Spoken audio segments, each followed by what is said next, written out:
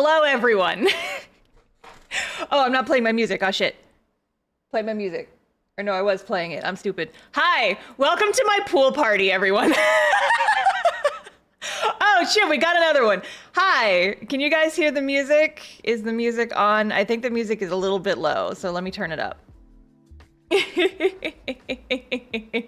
Hi, everybody. Let me know how the volume of the music is. I just have some random lo-fi playing on Spvwvky because I wasn't too into the default music on this.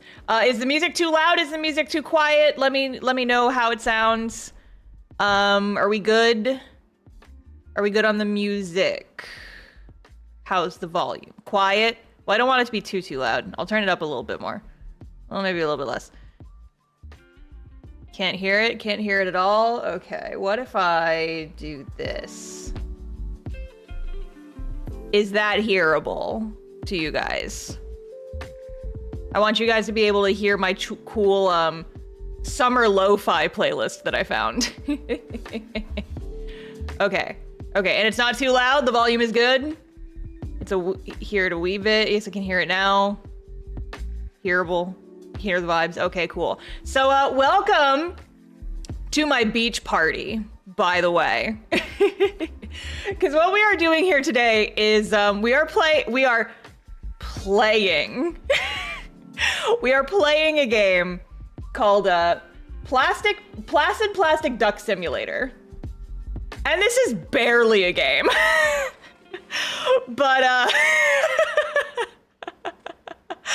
the story here is that I wanted to do something that would be a little bit more entertaining than just listening to me yap on a blank screen. And so this game is $2, and literally the entire game is that you watch little ducks float around in a pool, and whenever that meter in the top right, whenever that fills, we get a new duck. And so it's just, so any moment now we will get a new duck. And we can switch views between them. New duck arriving any second now. Any second now we will be getting a new duck. There we fucking go! Third duck has entered the ring. Perfect gameplay loop, yes, I agree. So here's the story behind the stream, is that it does look like Milo, you're right. It's a little ink blot duck. But yeah, so the story behind this stream is that today is my birthday. Like today is my birthday. Some people might be thinking, Star, why aren't you hanging out with people that you like why aren't you like hanging out with family or whatever? Because my brother works today, so we did family birthday shenanigans yesterday, so I didn't have any plans for my actual birthday, which I was fine with because it means I get to do this.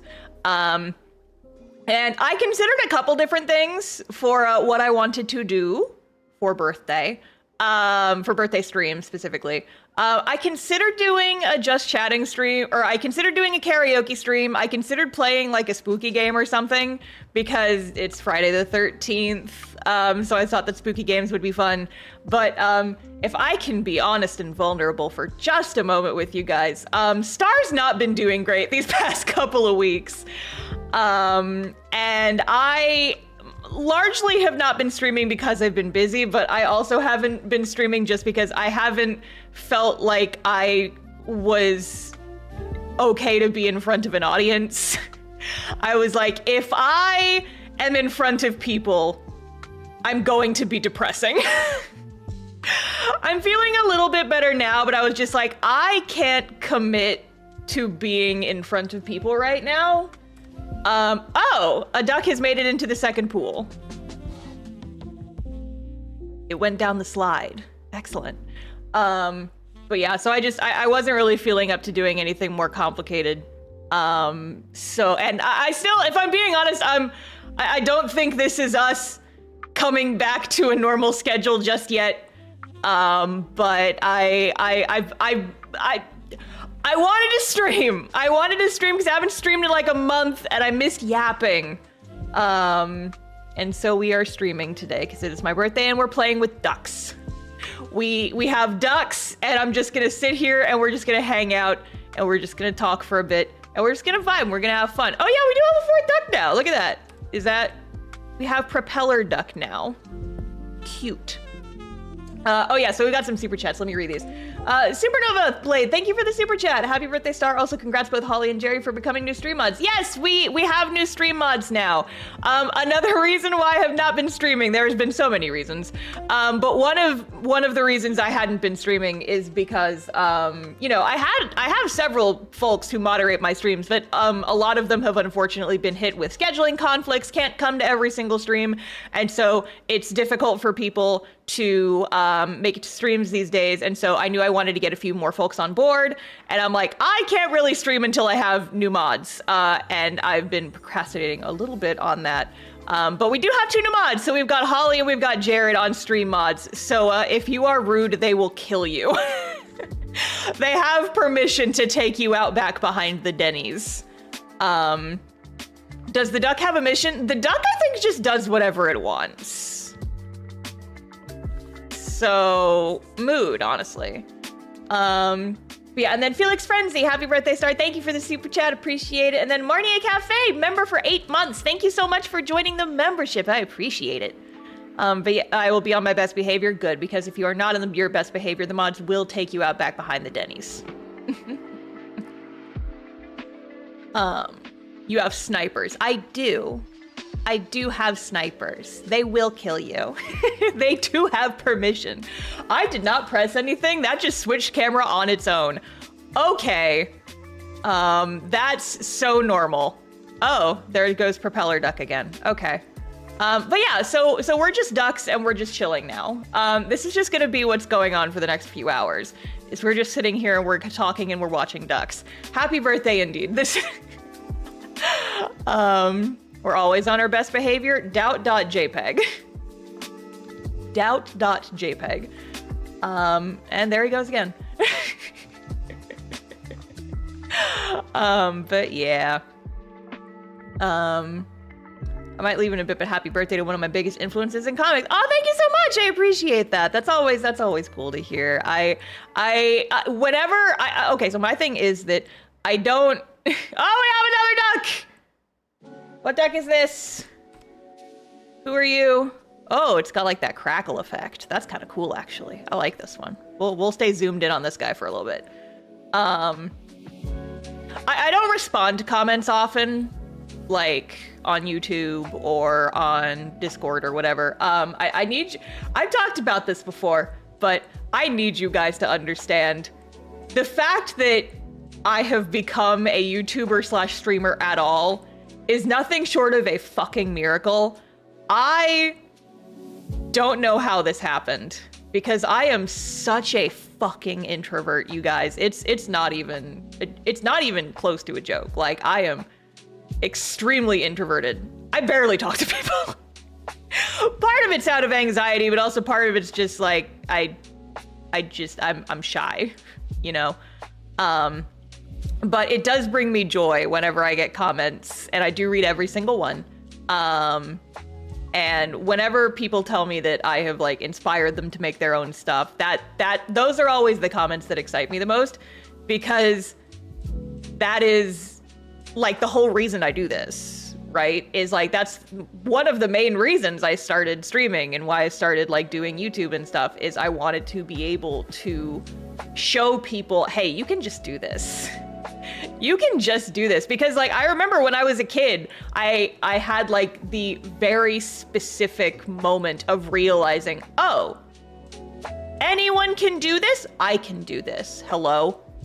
Oh, okay. I wanted to be able to, you know, like inspire other people to maybe take a step out of their comfort zone, do something that they're excited about but haven't like done for whatever reason. And so hearing that I could have that effect on people is very cool, and I always appreciate those comments, so thank you.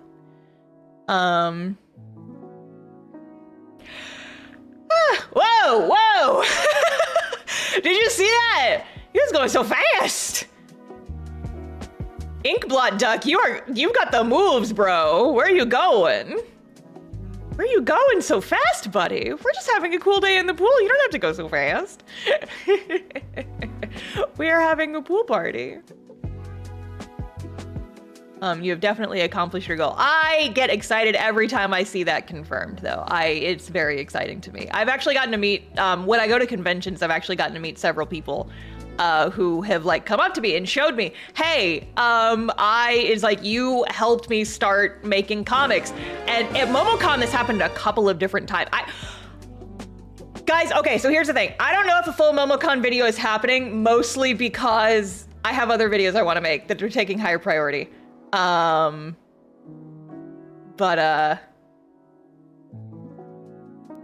jump scare? What? Huh? What? I didn't see the notification. Did something go off? Have I missed things? Am I an idiot? Am I stupid? Jared, what did you do?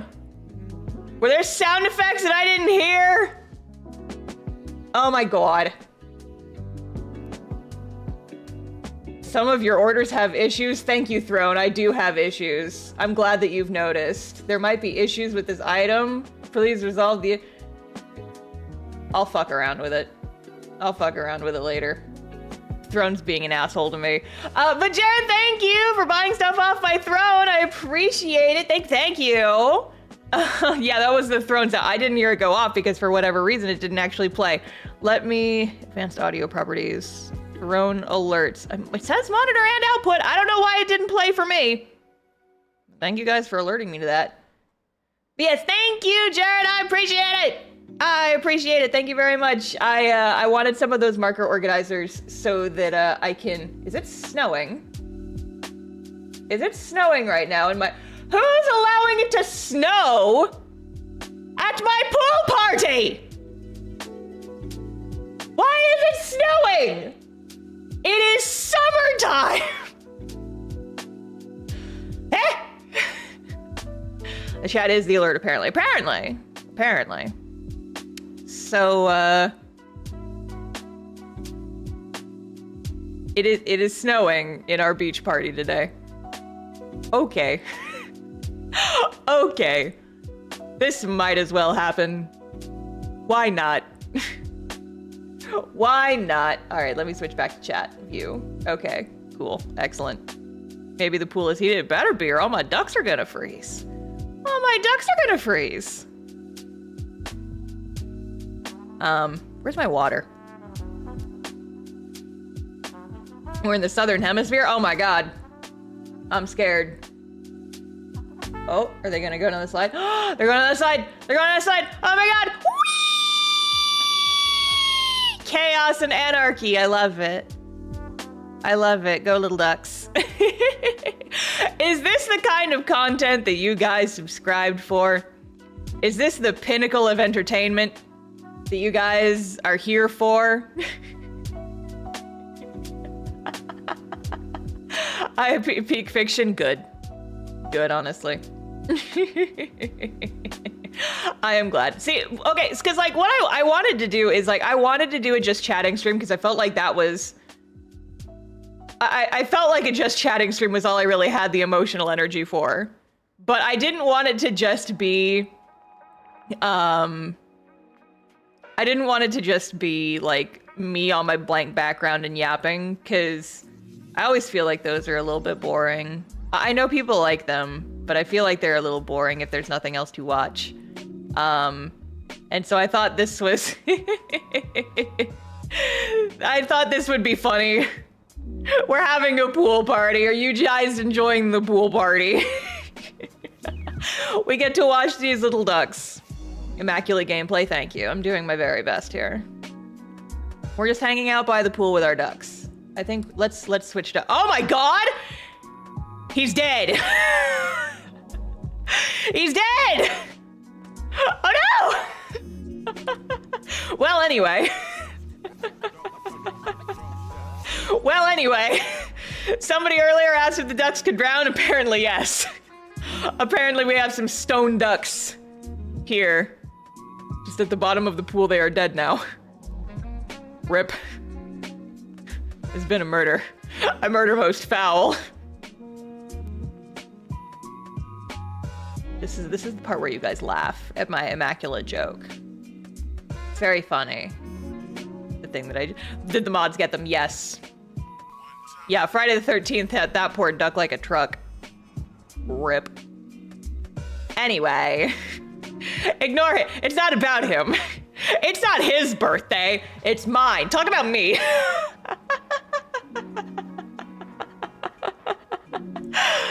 Oh, anyway. This ain't about him. Yeah, exactly. This ain't about him. This truck is drowning. Anyway, I was trying to think this morning. I genuinely do not remember how long it has been since I streamed. I think it's, at the very least, the last time I streamed was pre-MomoCon, and MomoCon was at the end of May. So it's been like a month. It's been, why are some of these going so fast? Oh, they're throwing up? Oh my God. I didn't get an alert. Why am I not getting alerts? Throne. Why are you doing this to me? It's still saying one of my orders have issues. Throne, I have issues. We all know this. It's not showing up. It's not showing up for me. I don't know why. I'll check it again later. I'll check it later. Follow my duck. Watch them spin. We should be getting a new one any moment now. You better have a good one or else I'm doing my best. New duck has entered the chat. New duck has entered the chat. What was I talking about? I don't remember. Welcome to the ADHD pond, where the points are made up and nothing matters. I don't think that's how that saying goes. But yeah, I know it's been a little bit since I've streamed.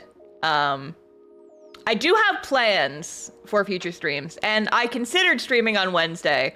But what I have planned is, so you guys know that Q&A stream that I did a while back. I think it must have been before MomoCon. So I have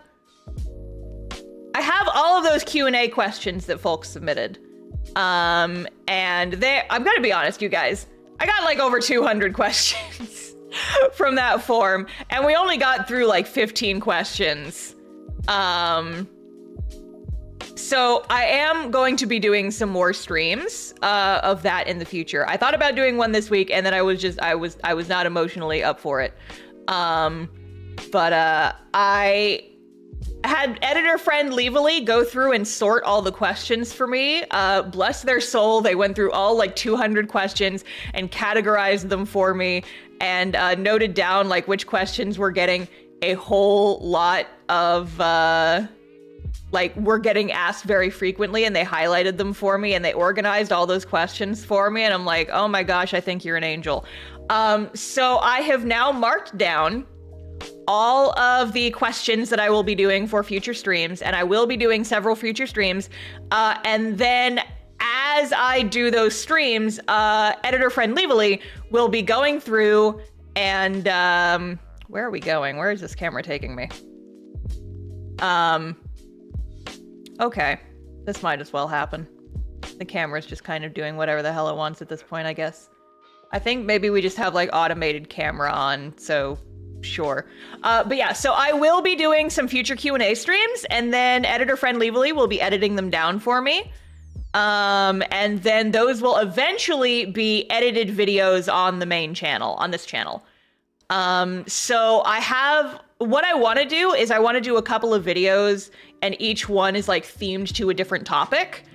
So I want to do one that's Q&As on like comic specific questions, and then I want to do some that are like art specific questions, and then I want to do some that are like YouTube specific questions. I have a couple of different categories, and they're going to be a couple of different videos, but those are going to be coming out periodically.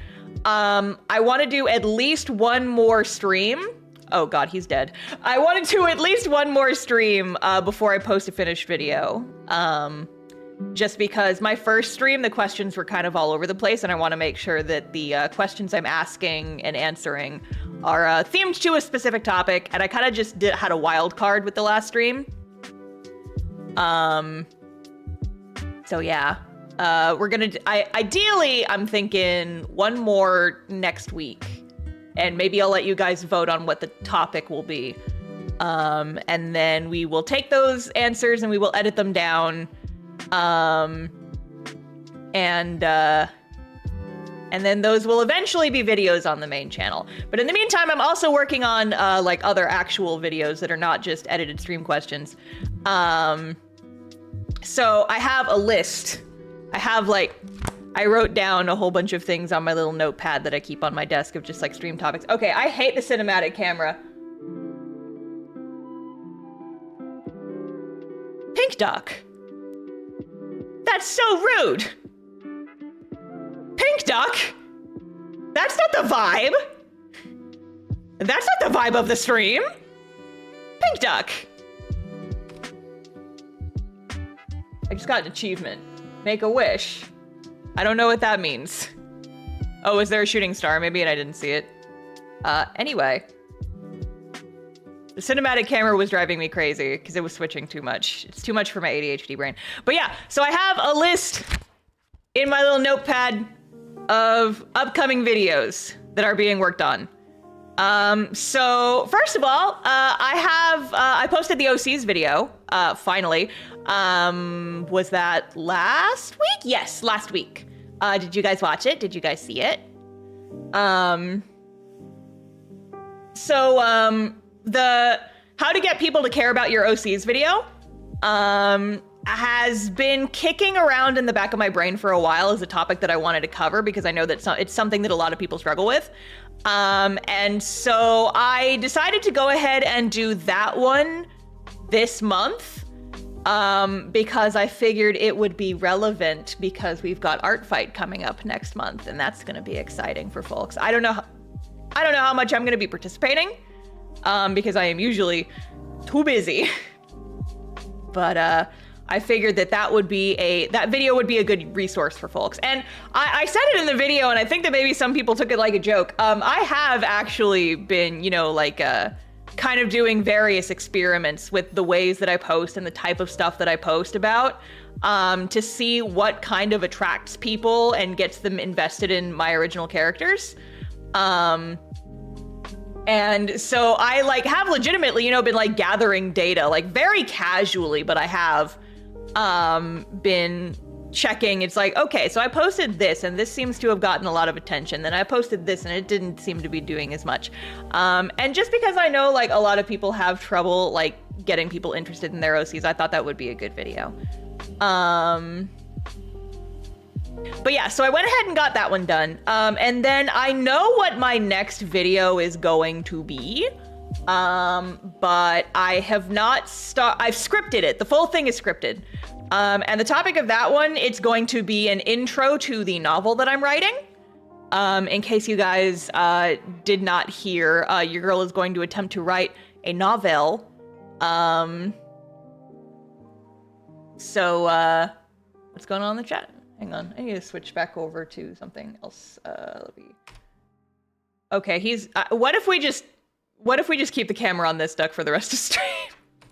We don't see anything else that's happening. We just watch this duck for the entirety of stream because he's at the bottom of the zip pool. Fuck you. So rude. Oh my god, he's so dapper. Oh yes. Immaculate performance. Okay, I need to switch back to the chat monitor. Okay, cool. He's got a little bubble pipe. Oh my god. Immaculate performance. Anyway, dapper duck, indeed. Very cute. He's got a little bubble pipe. I love him. A polite gentleman, indeed. But yeah, so, okay. So you guys remember me talking on a previous stream about how, I like teaching, but I don't like making tutorials because I feel like everyone is just going to start only being interested in my tutorials and not actually care about the other stuff that I make.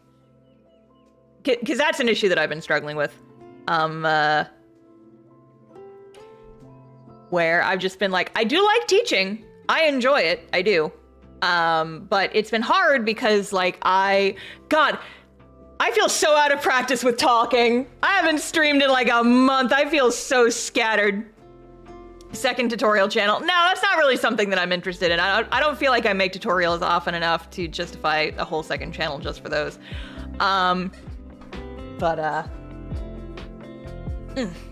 Readjusting in my seat, sorry.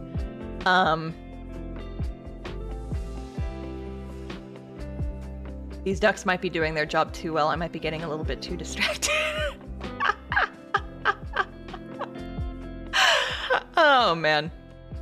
But yeah, so like my thing is, you know, I want to do tutorials. I do like teaching people. I do like, you know, helping people, help lower the bar of entry for folks to get into comics and YouTube and things like that. But a lot of times, if you are a creator who makes a lot of tutorials, then sometimes people will just start calling you a tutorial channel and they'll only be interested in your tutorial videos. And I'm like, yes, okay, I do. Okay, you know what? I think there's a setting I can turn off. Where I can turn off cinematic camera. No, turn that shit off. I just want to watch my ducks.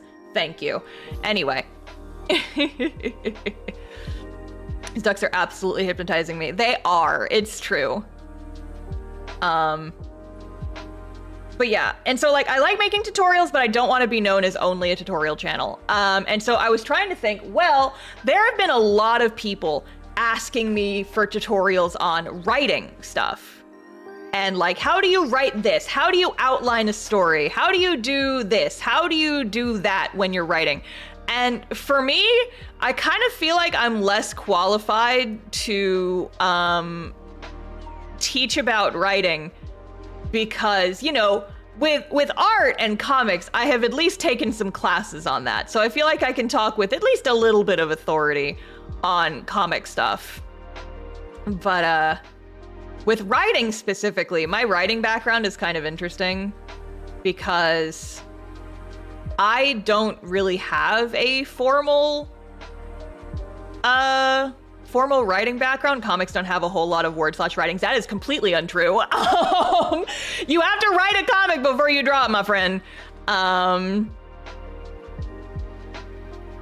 But yeah, and so like if you're writing a longer story, you know, there's an art to it. There's a craft to how to do the writing part of like comics and also story writing in general. And I've always felt like less qualified to talk about that specifically. And also I'm just like, I had no idea, even if I wanted to do a tutorial on that, I have no idea how I would do that because, you know, with drawing, you can show it. You can show, or you can like show art, it's visual. But if you're just like writing, I feel like it's a lot harder to, you know, get, it's a lot harder to kind of like get the point across in a video, right? Without just being like too clinical. Here's how to do a thing. Also, yes, oh gosh, I missed it. I believe that was Dark Horse again. Yes, thank you for the raid. I appreciate it. Welcome, welcome. I had it so that I couldn't see how many concurrent viewers I have, and there are 250-ish people in here watching ducks with us. Welcome to my pool party. Welcome to my duck pool party. We're watching ducks float around. This is peak entertainment. I hope you guys are entertained. Your videos on making D&D characters are a pretty cool template for showcasing writing with direct examples. I would agree with you, but I would also partially disagree with exactly what I'm going for, because I feel like the randomized D&D character videos are good for character writing and kind of developing a character arc and kind of like a character story and just kind of, you know, like figuring that out. But those are less good for the actual craft of writing a complete story, because people are giving me or asking me for information on like how to outline a full plot, how to like do like world building and stuff like that. And I feel like that's a little bit more difficult to talk about And so what my goal is, what I would like to do is, I think I figured out the secret sauce that I'm going to use for this. And using the D&D videos as an example. With the D&D videos, I was able to talk about character crafting, learning by example. So I would be like, hey, this is how I do it. It might not fit your process perfectly, but at the very least you have an example to learn from, and maybe you can use this to assist you in your own journey. It's not like a straight up and down tutorial. There's a skeleduck. I just noticed that. Hello, sir. But yeah, and so I lost track of my... Welcome to ADHD stream, where I don't know what the fuck's going on.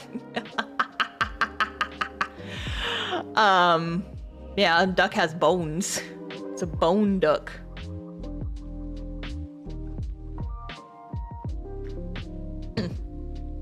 But anyway. Oh, yeah, I am so sorry. I have no idea how to pronounce your username, but, Oscar, thank you for the, rejoining the membership. Appreciate it. Happy birthday, Star from Turkey. It's 1 a.m. here. Oh my goodness. It is the middle of the night. You should be sleeping, my friend. Here, let's look at some other ducks. Whoa, when did we get a duck DJ? He's got, like, headphones and shit. See, I'm just... Babies? Oh my god. Streamer duck. This is me. My god, he has children. They have children. Anyway, what the fuck was I talking about? But yeah, so what I want to do, I have a novel. I'm working on a novel. That is the point I'm trying to get to, is that I am working on a new story. I am actively developing a new story. I am working on a novel and what may turn into a series of collected stories that all take place in the same universe.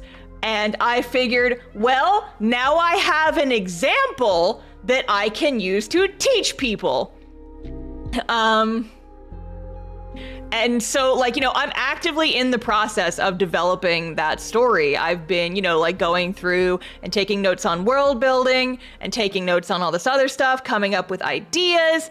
And so what my goal is that I am going to be making a series of videos where I talk about, like, the novel I'm developing and say, hey, people want to know how to do story outlining, how to outline a story, how to come up with a plot if maybe what you have is just like a loosely collected set of scenes. Here's how I do it in my novel that I am currently actively working on writing. And, you know, it's the writer's thinly veiled excuse to talk about her OCs for hours on end. Wink. Oh, he's going up the tunnel. Oh my god, he's gonna go in the tunnel. He's gonna get separated from his children. Oh my god. Godspeed, sir. Woo! He's in the tunnel! And he is in the main pool again. Streamer duck, let's go. God. I did not think this game would be so distracting in the background. I just wanted to have a nice little pool party. But yeah, so I have 3 videos planned for that eventual series. So the first one, the next one, that I'm gonna be doing, my next like full video, I think, because I've already scripted the whole thing, it's not a tutorial, it's more like an introduction to the story. It's kind of like reintroducing the characters who are going to be focused on in the story, because most of the characters in the novel have been talked about on my channel before. The main character for the first novel is called Azure Mirage, by the way. I've just been calling it the Azure novel, sometimes. And that's the working title, it may change. But Lapis is gonna be our main character. And then our secondary main character is going to be Zephyr. So it's a Lapis and Zephyr adventure. But it's also going to be a split narrative story. Where we also have Laz and to a lesser extent, but also included in the story, we are also going to have Felix involved. So the story is mostly going to focus on those 4, and then also that fucking guy who I keep posting pictures of. Patrons have seen a lot of him. Leon is his name, my funny little elf guy that I keep posting. Patrons have seen a lot of him. Folks who are not on my Patreon have not seen quite so much. But I have been drawing a lot of him. The one who gets thirsty comments, yes, the guy. He is also going to be an important character in that story, and that is where he came from. I'm developing him for this story in particular. So that is where he came from, and I will be I will be talking more about him as we go on. I kind of don't want to give away too much of his stuff. I want to keep him a little bit mysterious. But patrons who get to see my sketchbook spreads in advance, they have seen quite a bit of him already. They got to see the entire development process for that little sumbitch, because I posted like all my sketchbook doodles. I am bored of Streamer Duck. Let's watch Bone Duck for a while. But yeah, so the first video will be kind of an introduction, and my goal is to use that video as like a touchstone for all future videos that I make on the topic. And so I can start a video and be like, hey, if you are not familiar with the story I'm talking about, here, go watch this 15-minute video that will explain literally everything. And then come back to this one, and then you will be primed and ready to talk about like more stuff going forward. It's basically just like a contextual overview for all future videos in the series. And what my goal is to spend the next couple of months working on developing and outlining the story so that come November, when NaNoWriMo happens, National Novel Writing Month, I can use NaNoWriMo as my motivation to write the first draft of the actual novel itself.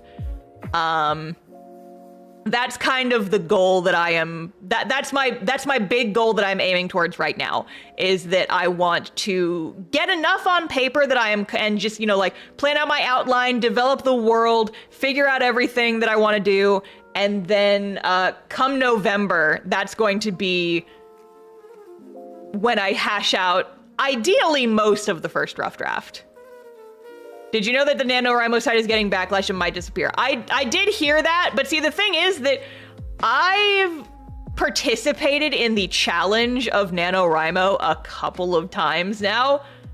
I've never used the website, gang. I've never been involved with the community at all.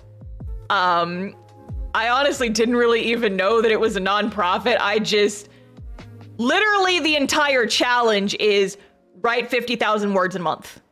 And you can do that and not be, you know, officially involved, quote unquote, with NaNoWriMo as an organization. I don't give a shit about NaNoWriMo as an organization. I just use the challenge as motivation to write. So,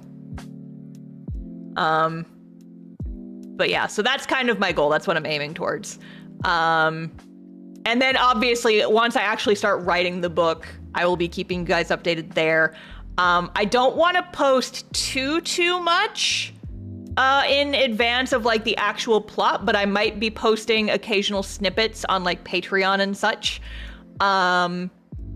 I'm not sure how far I'm going with this. I'll go ahead and say this now. I'm not aiming for any kind of publication. This is probably going to be a self-published venture like all my previous books have been. I am thinking I'm trying not to put my cart before the horse, right? Because like, this isn't even I haven't even really written a single word for it yet. I've taken a lot of notes, but I haven't really like actually written anything for it yet. So I'm trying not to think too far ahead because it's gonna stress me out. But I might post some like snippets on Patreon. I might post some scenes and stuff, rough drafts. I might do physical like indie release, but it's probably mostly going to be an ebook. We'll see what happens. I am not planning that far ahead. I feel like, you know, you actually have to do some stuff first. Oh, we have a new duck. Why does this one? Oh, it's like a Dia de los Muertos thing. I just saw it from like far enough away. I couldn't tell what the designs on it were. I thought they were like Danganronpa blood splatters, but no, that's cool. The eyes are a little bit scary. Looks like it's piercing into my soul. And then what was the other new one that just popped in? Plaid. Plaid and shiny duck. Here, we'll zoom out so we can see our collection a little better. There. Yeah, duck's got some ink. That duck's got some tattoos. The novel should make people actually read now. I hope so. I've been enjoying getting back into reading. I haven't done it much recently because, like I said, your girl has been depressed, but it's fine.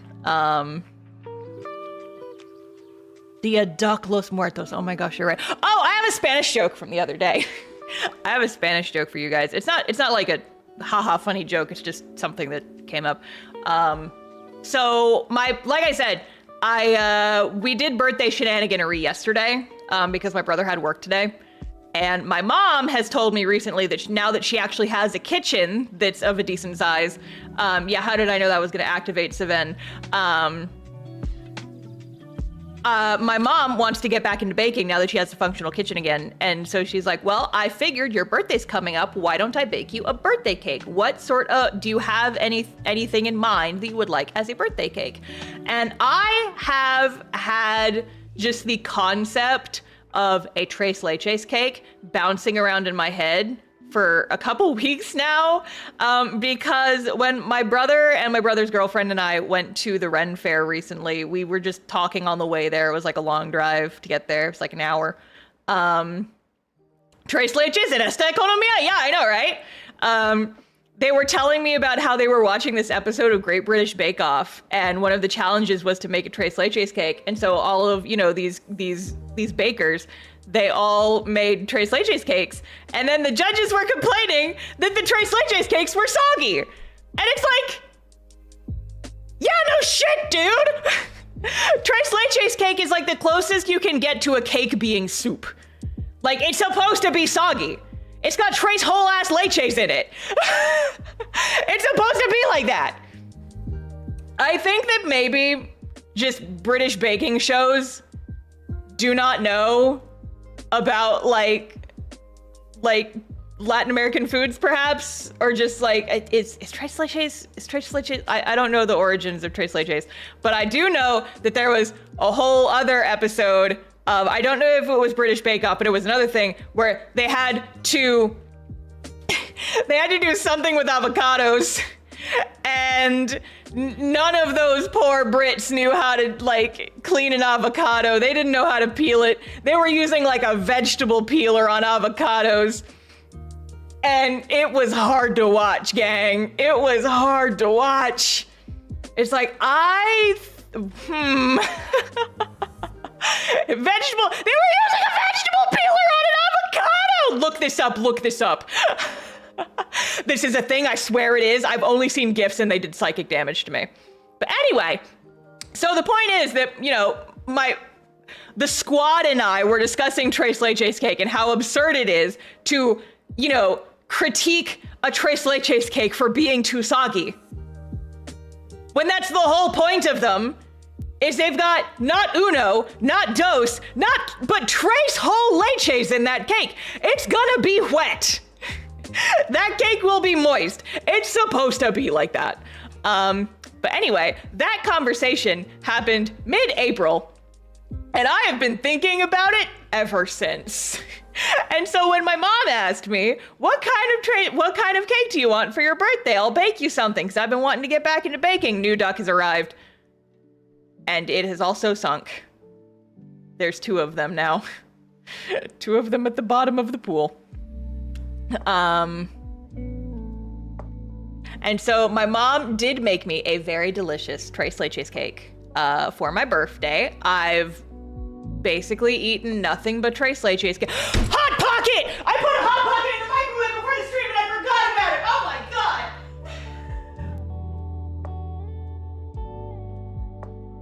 I abandoned my Hot Pocket! Oh, it's just a slightly warm pocket now, but you know what? It's fine. It's still edible. It's fine. I put this Hot Pocket in the microwave almost an hour ago.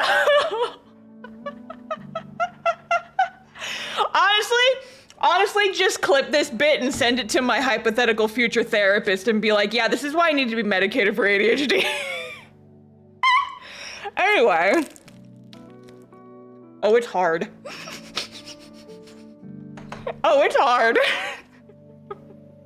That is slightly above room temperature.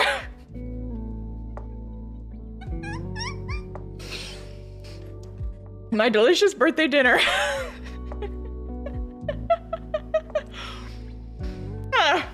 Well, anyway.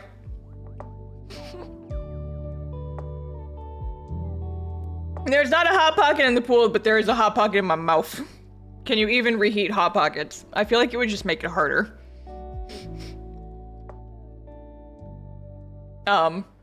Anyway. M Creeper, thank you for the super chat. I'm hungry, me too. That's why I have my slightly above room temperature pocket. Delicious. Tasty. But see? This is what I was talking about when I debuted this model, is that I can chew with my mouth closed now.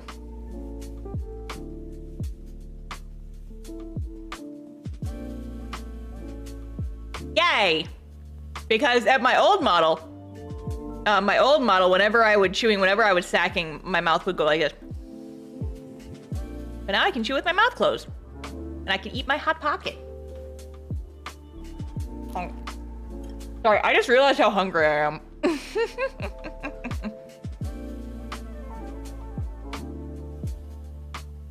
That's a different duck. There's two sunk ducks, and they're not even the same. I hope they're having a nice time down there.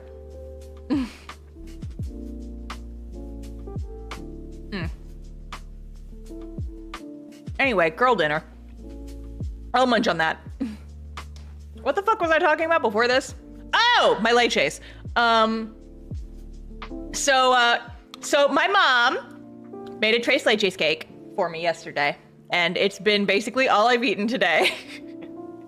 I did have tres leches cake for breakfast and lunch, but it's a tres leches cake and it's got like strawberries on top. It's very tasty. But anyway, when my family was over yesterday, we were talking about it, and I was getting dulce de leche and tres leches confused, and I kept saying one when I meant the other. And I ended up at some point accidentally saying doce leches, which I believe is 12 leches. And my brother and I just riffed on that for a while. I was like, doce leches? That's absurd! That is far too many leches! Like, tres leches and esta economia es ridiculous. Doce leches? You're out of your fucking mind. That's too many fucking leches. That is too many fucking leches, my friend. You're being ridiculous. New duck has entered the pool. Ooh, what's the pattern on this one? Ooh, cool. It's like black marbled. Oh, it's like a kintsugi, actually. That's kind of what that reminds me of. There's a, oh, wait, where did that message go? I wanted to read that. I wanted to read the thing about the donuts. Come back. Ah. My chat's moving too fast. There's a donut shop in Seattle that sells a box called Doce Tres Leches. Oh, I want that. I need that in my body. I want to eat that. That's enough leches. It is. That's too many. That is too many leches. And esta economia? Anyway, so that's my Spanish joke. Is that my brother and I riffed off that for a long time yesterday. But yeah, so let's get back into this. I have a list of topics. I think it's just enough leches. You're absurd. You're a madman, Holly. You're a madman.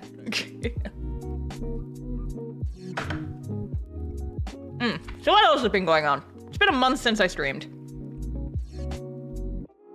Oh, I lied. I have a second Spanish joke. But my mods already know about this one because I was talking about it in mod chat yesterday. I have apparently earned the title of abuelita now. My brother has decided that this is what he's going to start calling me now. And I hate it, but I can't get him to stop. Because here's what happened, right? This was a two-step process. Two things that went into this. First one, yeah, the abuela crew grows. No, I'm abuelita, excuse you.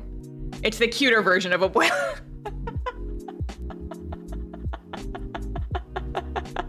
You can't talk like that, Gringo baby. No, listen, this is a title that has been assigned to me, okay?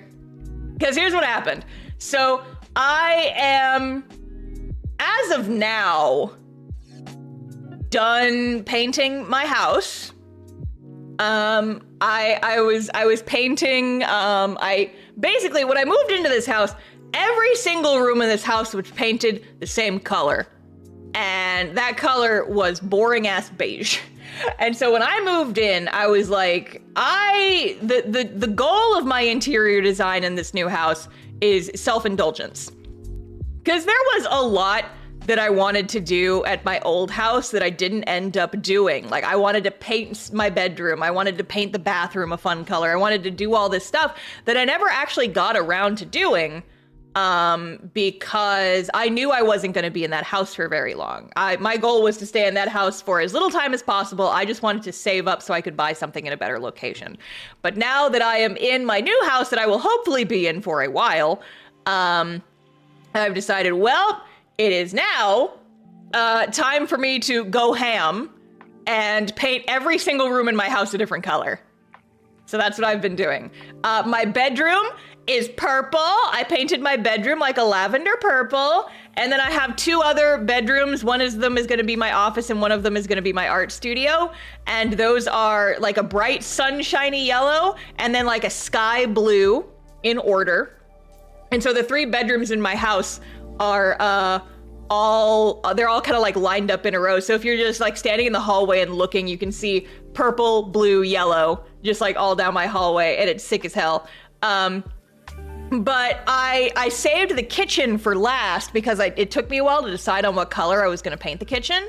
And also, you know, I was busy with a lot of other stuff. But as of this past week, we have finally painted my kitchen, and my kitchen is like a coral pink color.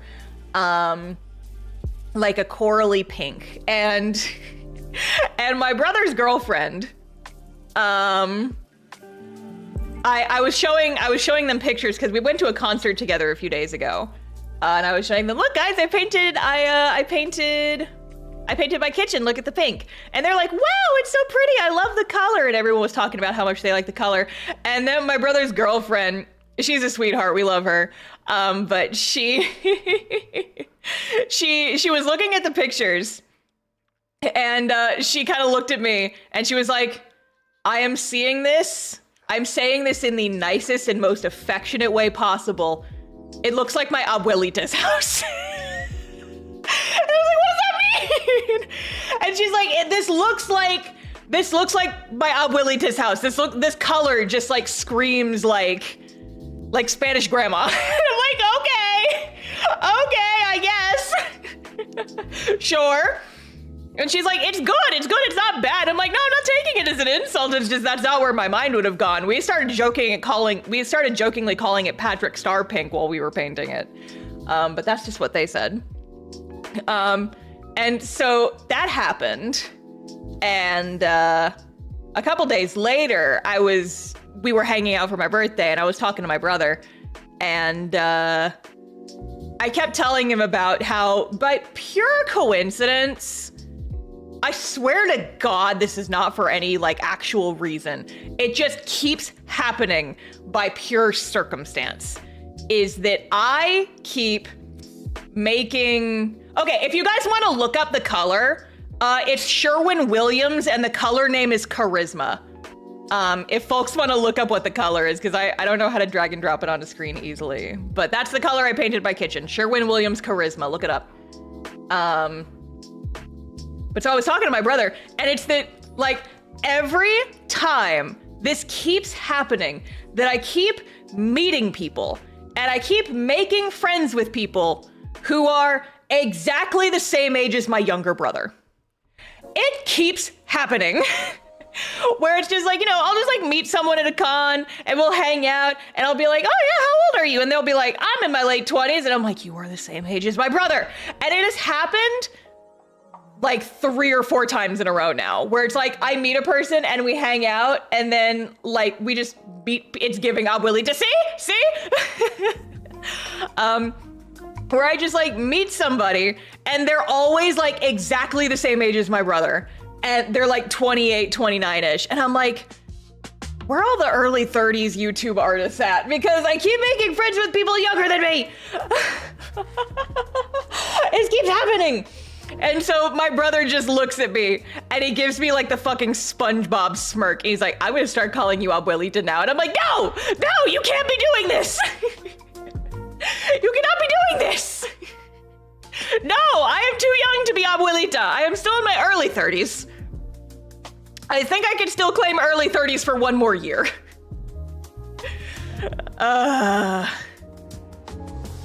Anyway, it's like all of the people that I have like met over the past couple of years, they're either several years younger than me or they're several years older than me. And I'm like, where are the people who are exactly my age? And why are they hiding from me? And I feel like this is just more evidence that I got into YouTube late. I feel like I should have started YouTube several years beforehand, because apparently like my target, my demographic of people exactly in my age group does not exist, or at the very least I have not met them. You're too young for abuelita, you can be tia. Listen, I'm not going to assign myself the nickname. I'll let you guys do that. They're hiding in their homes. You know what? That's fair, because that's what I'm also doing. I've been in my sad girl hole for several weeks now. Patrons have seen this doodle that I did. I wonder if I can drag it straight from Discord. Whoa, that one's cool. When did we get this one? He's got that LGBT lighting. Sick. Maybe we can stare at him for a while. I don't know if there's a way to drag and drop this straight from... Because I posted it in Patrons chat a couple days ago. Can I just drag and drop this straight into OBS? Can I do that? You have dragged a URL into OBS. No, don't do that. I'm going to save this image. Put it in downloads. And then I'm going to open File Explorer. And then I should be able to drag and drop. There we go. So this was a sketchbook page that I posted on Patreon a couple days ago. It's just like a little sketch comic, because sometimes I draw little comics when I am in a mood. And this has been my mood for the past like month and a half. I'm not gonna go into exactly what is making me go into the sad girl hole, because there's been several things, honestly. But my thing is that when I am feeling several emotions, when I am upset about stuff, I tend to self-isolate a little bit. And I know it's not like the healthiest, but that's just kind of how I cope with things, is I just, whenever I am overwhelmed with emotions, what the fuck just zoomed past? Hello? Ducks are going like way too fast for me. I can't keep up with them. Whenever I am just, you know, having an influx of emotions, big feelings, capital F, capital B, capital F, big feelings, I just self-isolate for a couple days while I kind of just figure things out, get over it. I call it my sad girl hole. I've started jokingly calling it my sad girl hole, where I just sit and I draw and I play video games in silence, and I watch a bunch of like YouTube video essays while playing video games so I don't risk having a thought. And usually that will last like a day, like anywhere from 1 to 3 days of just like hanging out in my sad girl hole. And then at some point in the next, like after a couple days, I'll be like, okay, I've gotten the sads out of my system. It's now time to get out of the sad girl hole and start interacting with people again. And unfortunately, what has happened with this most recent time is that I have gone into the sad girl hole, and then I'll be in the sad girl hole for a couple days. And then every time I am like getting out of the sad girl hole, something else hits me. like some other bullshit happens or something else happens that upsets me, and then I just go right back in the hole. And so that's been my life for the past like month and a half. This is one of several reasons I've not been streaming. I'm doing a little bit better now, but I'm still not fully out of the woods. So that's the vibe, that's the mood, this is just my life right now. Another big feeling has hit the star, unfortunately. I really wish they would stop, but the universe just keeps hitting me with things. And so it varies, like whatever is hitting me can vary wildly between like big emotional shit is happening, varied to, oh, someone's trying to do scams on my online store, which is what happened like, was that yesterday? I think that was yesterday. Somebody kept making fraudulent orders on my online store, and I think they were testing stolen credit cards, and they ended up making like 20 of the identical orders over the course of like a 20-hour period, and it was a pain in my ass. And I'm like, oh, this is what I needed. This is what I needed right now. More shit. More shit to do. That's what I needed. Love that. I'm gonna keep asking you to read the weird, oh my God, I have to show you guys the weird emails. This was not this was not an emotional frisbee, but there was, God, let me go get, oh no, let me go, I need to go on Discord and I need to get the screenshots of these weird ass emails that these people sent me. It's weird, some of the weirdest emails that I've ever gotten. And I am going to do a dramatic reading of these for you guys. Goodbye, duck. Anyway. You've been robbed as in scammed. No, I've not been robbed. Someone else was like trying to use my store to test stolen credit cards. And so they just kept making the same order over and over and over and over and over again. And they were shipping it to an address in Florida, but the orders were coming from an IP address in India. And so it's like, okay, this is very obviously a scam. I ended up having to download an app that could block certain countries from making orders for a while. And thankfully that did eventually stop it. Also, Shadow the Hedgehog, let's go with the 10 gifted memberships. Thank you. Thanks, Shadow. Shadow the Hedgehog is here on my birthday in my chat. Amazing. Love that for me. These gifting memberships, hell yeah. Okay, but yeah, so I get spam, I get like weird spam email all the time.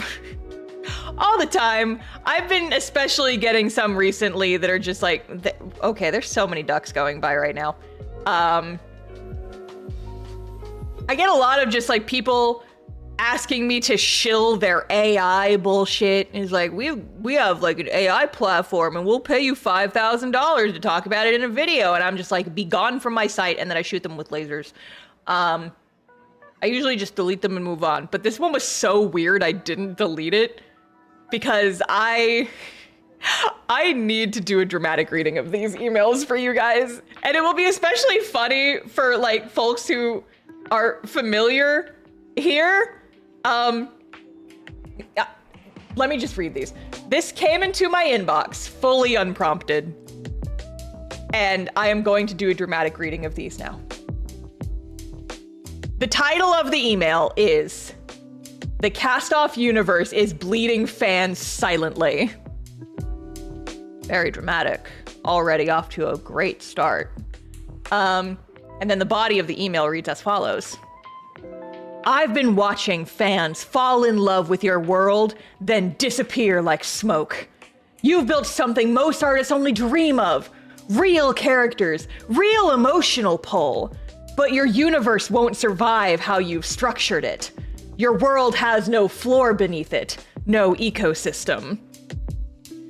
296,000 views on that viral video. Where did they go? Nowhere. You gave them no path deeper, no gateway, no world to enter. Islands, that's what you've built. Separate islands. Comic, merch, Patreon, coffee, never connecting, never building momentum. Fans touch one shore, then drift away forever. Star, this kills me because I see what this could be. A true IP ecosystem, not just a feed they scroll past. Your characters deserve to live in something structured to last beyond the algorithm's whims. Right now, they're trapped in a beautiful but crumbling house. I wasn't going to send this, but seeing how rabid your true fans are while watching your system leak them like a sieve, I couldn't stay quiet, and there was an ellipsis in there. So I recorded this for you, and it's a pointing emoji, and it's pointing toward a URL called Star's System. You've built something powerful. All I want to do is help make sure it lasts. I'll be cheering you on either way. And then their name, and then Systems for Artists done with the grind. So what the fuck do you guys think that was? What do you guys think that was about? Can I tell you guys a secret? They sent me not identical, but very similar emails 3 in a row. 3 in a row they sent me weird ass emails. And it's like, they were all individual, they were all different. They were all like, it was not the same emails. It was all different. But it was all the same like genre of bullshit. And I have to laugh. Ha ha ha ha. Considering, yeah, it was probably written by AI. I'm fully of the belief of that. But also the idea that I had a viral video and then just my fans watched that video and then disappeared into the universe, as though my YouTube has not been the single biggest marketing thing that I have done for my webcomic and my career as an artist in general in the 5+ years I've been doing this. As though I do not have, you know, a community Discord where people can keep in touch. As though I do not have... Hi, sorry, I'm gonna flex for a minute. This guy's acting like I don't have a website for my webcomic that gets 250,000 views a month. He's like, your fans have no home base to go to. And I'm just like, gesturing at my comics website? Gesturing at my Discord server? Gesturing at my YouTube channel that's not just a feed? Like, people can go and watch those videos whenever they want. Like, huh? Yeah, 190k subs with no true fans. No real fans. You hear that, guys? You're not my real fans. You're not real fans.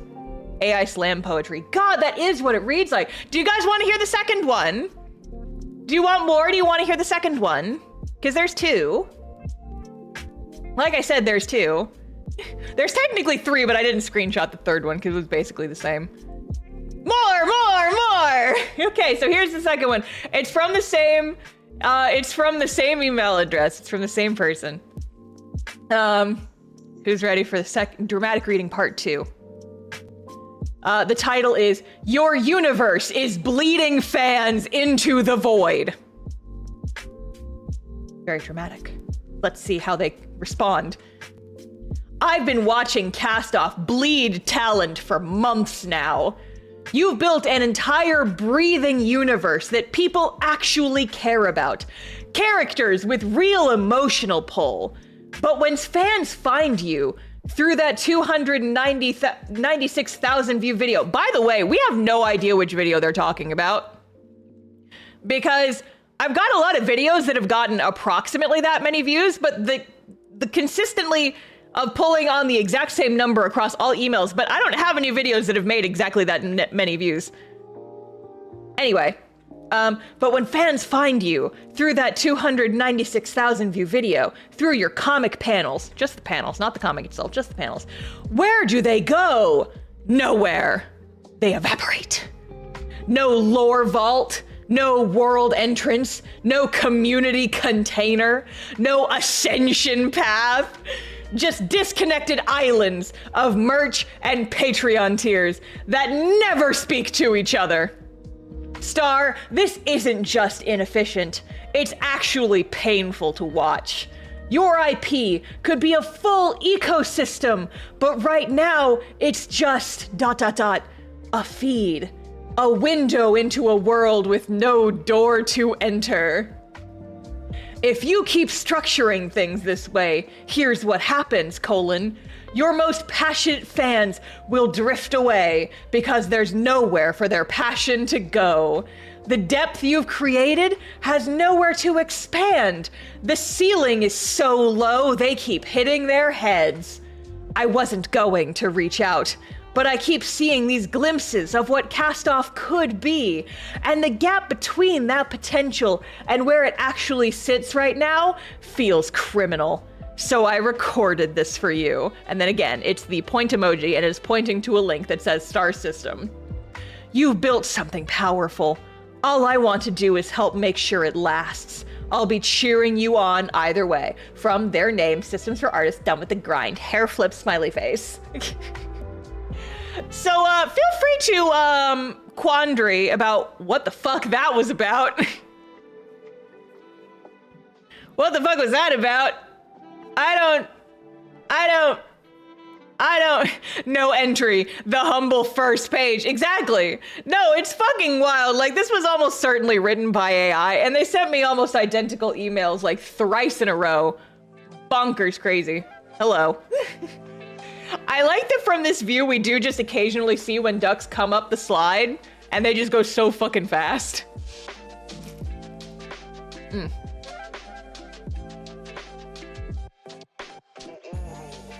Can we click that link? Absolutely not. No. That leads me to some kind of virus or something. I'm not clicking that shit. I'm still stuck on Ascension Path. No, it's fucking wild. It is fucking insane. Some of the shit that was in this email. And they keep saying it's like, your fans have nowhere to go. You've created these characters, and what are you doing with them? I'm making a whole ass webcomic and have been doing so for over a decade that you can read for free online, castoff-comic.com, by the way. And, you know, I just recently put out my first book that I sell several copies of, like, a week, and it's Wicked Star, we're bleeding out, save us! Oh no, I'll call an ambulance. God, there's so many ducks. There's so many going. Cast Off predates the AI they used to write that shit, yup.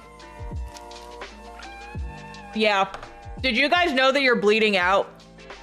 Did you guys know that, I have not been giving you guys a proper ascension path? Did you guys know that? Anyway, that's so crazy. Watch me just respond to that email just being like, wow, crazy. Tuna Casserole, thank you for the super chat. Happy Pride Month and happy birthday. Yeah! Thank you, thank you. My birthday's in Pride Month. Because I'm so gay. Ace, technically, but, you know. Ace and Demi and what keeps flying past? Did you guys see that shadow? Did you guys see that shadow fly past just now? What is that? What is that? You should just respond with, okay. Yeah. Got no ascension path. Star hates us so bad. Yeah, I know. I hate you guys. I'm not giving you guys the proper enrichment that you need. I keep hearing the Imagine Dragons bleeding out song. True. Same. Cause I'm bleeding out. Cause the last thing that I do is bleeding out. I'm bleeding out for you. That's what you got. Whoa! Hello? Hello? Excuse me, we're not just gonna move past that. Where is he? Where is he? I have too many ducks now. I need to switch to... Hello? Sir? Hello? Ah, that's illegal, I think. I think that's illegal. Okay. We're just having a normal one in the pool with my flamethrower duck. Absolutely normal. So normal. I wonder if eventually we will just have too many ducks and they won't all be able to fit in the pool. That would be so crazy.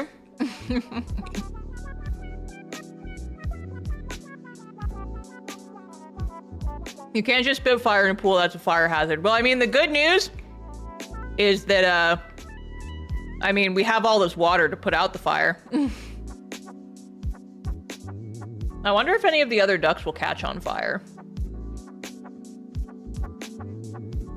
I wonder if maybe he ate like a spicy chili pepper or something, and that's why he's breathing fire. He's like a Mario character. He ate a spicy chili pepper, he's going, hot! Oh my god, he's gonna set Duck U on fire! Oh my god, they're on a collision course! En fuego! Oh. Okay, well. Oh no, Dapper Duck! They're going to face off! Oh no! Oh no, Dapper Duck, you have to get out of the way! Okay, he got out of the way. Okay, we're good. We're good. We're good. They survived another day. I hate that we've added PvP to our duck pond.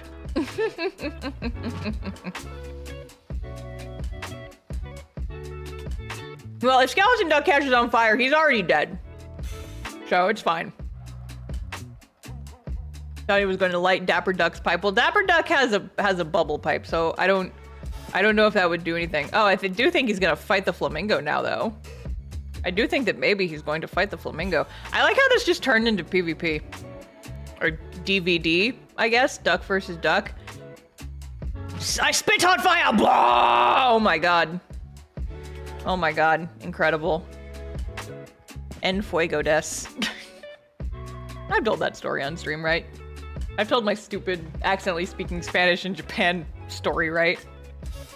May have been a while, but that is a thing that happened.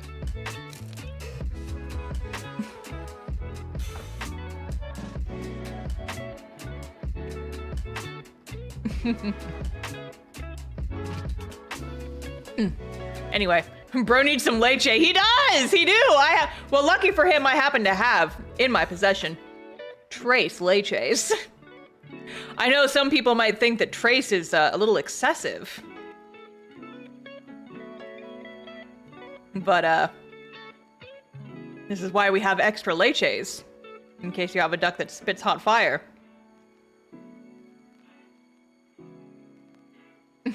You need more leches? Yeah, I cannot rest until I have doce leches. You need like 9 more leches, exactly. You might need doce? Yeah, I need doce leches.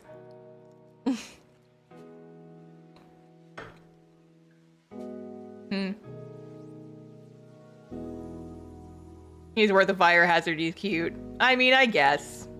I guess so, but he is threatening the sanctity of my other ducks. He is threatening them with fire. And I'm not quite sure how I feel about that. New Mail Club merch idea, cast off characters as ducks. See, my thing is, I'm not actually that good at drawing animals.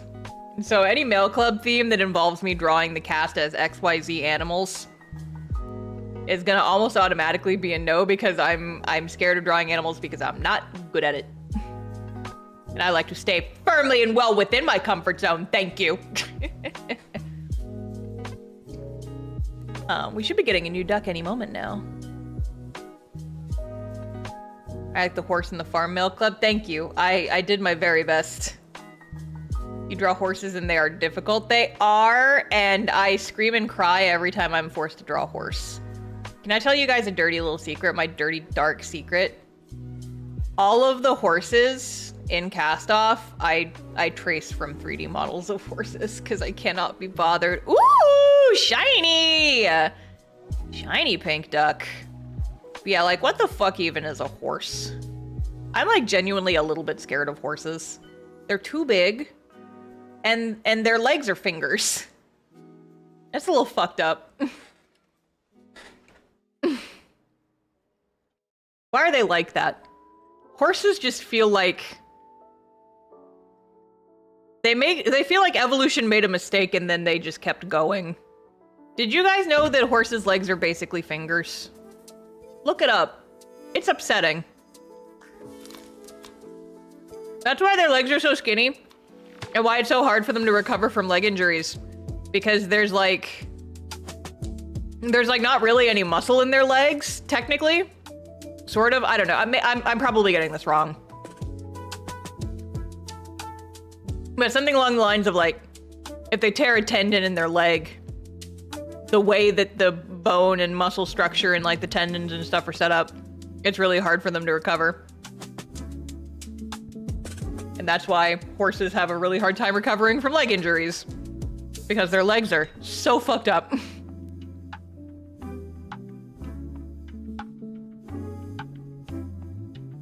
I'm almost done with my room temperature pocket.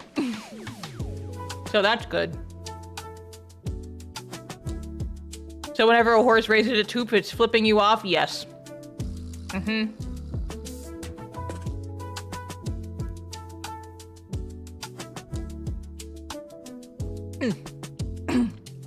I'm enjoying my room temperature pocket. I just have one little bit left. I like the Philly cheesesteak flavor of Hot Pocket. I like a Philly cheesesteak in general. But it's just like a good combination of tasty meat and tasty cheese. It's good shit.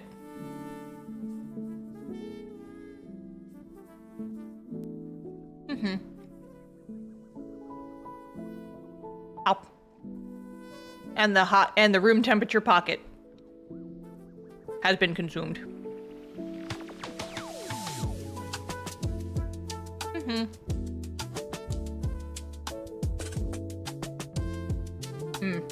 That's mostly horses better for racing. Working wild horses are more resilient. That's good to hear. I was worried that that was a thing that applied to all horses, and then I just felt bad for them. That feels like evolution just saying, hey, fuck you. You break your leg, you die. Fuck you, by the way. That feels rude to horses.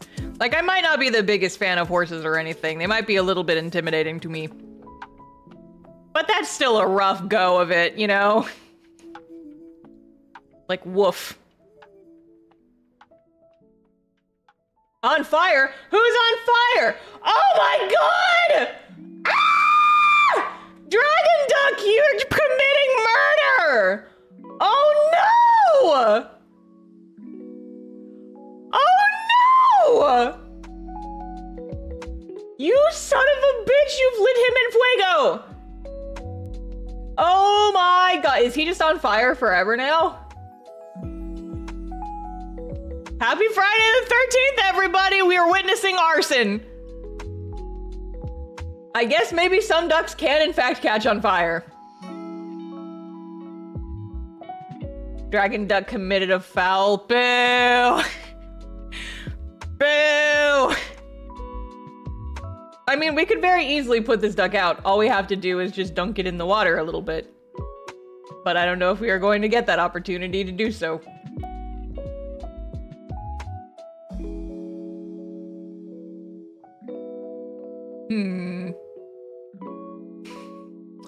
All right, what else is on my conversation? It's Friday the 13th. What did you expect? I expected to have a normal birthday. I expected to have a normal, perfectly pleasant birthday party in the pool. A perfectly pleasant pool party. And now, several of my party attendees are on fire! How could this happen? How could this take place? My god. This is inconceivable. Anyway. I'm looking at my list of topics for Just Chatting stream. Because I made a list. I have a list of conversation topics. Let's see. I started doing I reworked my work schedule. That's a thing that's happened recently. This is my first week on my new work schedule and it's freaking my brain out, but ideally should be able to fix some problems I was having with my old work schedule. So my thing is that, you know, I am a freelancer. I work for myself. I set my own hours, but I still have a lot of stuff that I need to do in any given week. And I figured out a while back that I work best if I have certain tasks delegated to specific days. We have achieved a new duck. Who's our newest duck? Green. Interesting. Wow. Look at Gamer Duck go. Why does your VTuber model look like it's gonna have a mental breakdown any second? Because that's just what I look like. That's just what I look like. Listen, I told you guys, I'm in a bit of a crisis right now in my personal life, but it's fine because we're watching ducks. We're watching ducks. It's fine. It's fine. Anyway, so with my old work schedule, what I would do is I had 2 days at the start of my work week for working on like they're specifically dedicated to working on comic pages, 2 days a week. And then I had a day to work on YouTube stuff, and then I had a day to do like other specific things. I had like every day was laid out to do something, and then Saturday and Sunday were my weekends. And what I discovered is that schedule mostly worked, but what I didn't like about it was that my days off were the actual Saturday, Sunday weekends.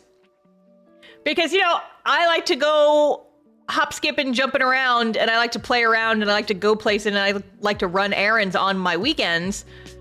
But if I do stuff on the weekend, like the actual weekend, then I'm fighting weekend crowds, and I hate that just because there's too many people, and the crowds are too big, and it's annoying, and it's loud, and I don't like it. Panda Girl, thank you for joining the memberships. I appreciate it. Thank you. Welcome to Starlings. Appreciate it. So then it's not really a break to rest. Yeah, it's like I do my best to not work on my weekends, but I still, go out and I'll run errands and I'll like go shopping and I'll go have fun. But it's like, for an example, I tried to go shopping this past week. Like, I went to my fancy stationery store that I like, and I just went shopping to try and just, I hadn't really been out of the house since MomoCon, and I didn't really feel like a person, and then that combined with all of the feelings and stuff that I've got going on, I'm just like, I need to leave my house, because staying inside all day is not good for me. This is bad for my brain. And so I went to like my fancy stationery store. We have a Kinokuniya in Austin, and it's like a Japanese stationery and bookstore that I love.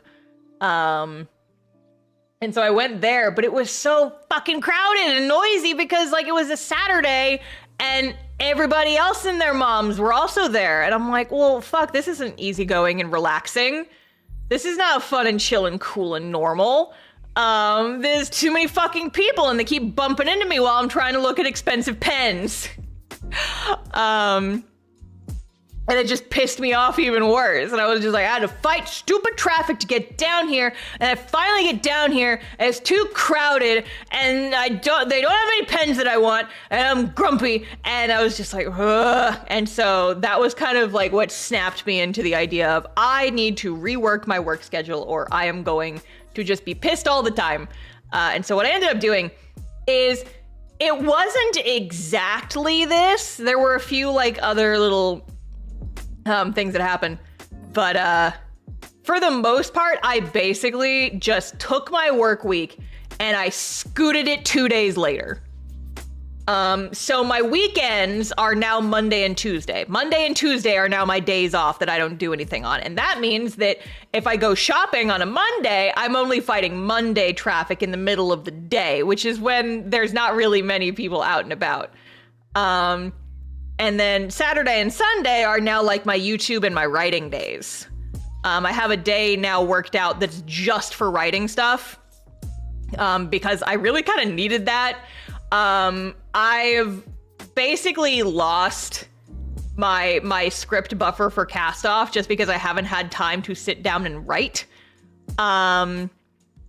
And so I'm like, I have not finished scripting this, or I've not finished scripting the next chapter of Cast Off, and that makes me nervous because I usually like to be a couple chapters ahead of scripting.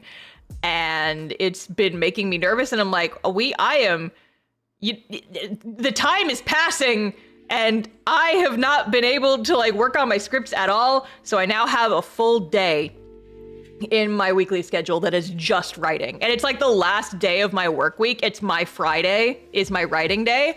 And so it's like easy. It's easy peasy, but it's just like, it's sitting and writing and it's like not too mentally strenuous. And so I'm chill, I'm normal, I'm cool. And so I'm hoping it works out. So now my comic days are Wednesday and Thursday. Friday today is like my assorted art day.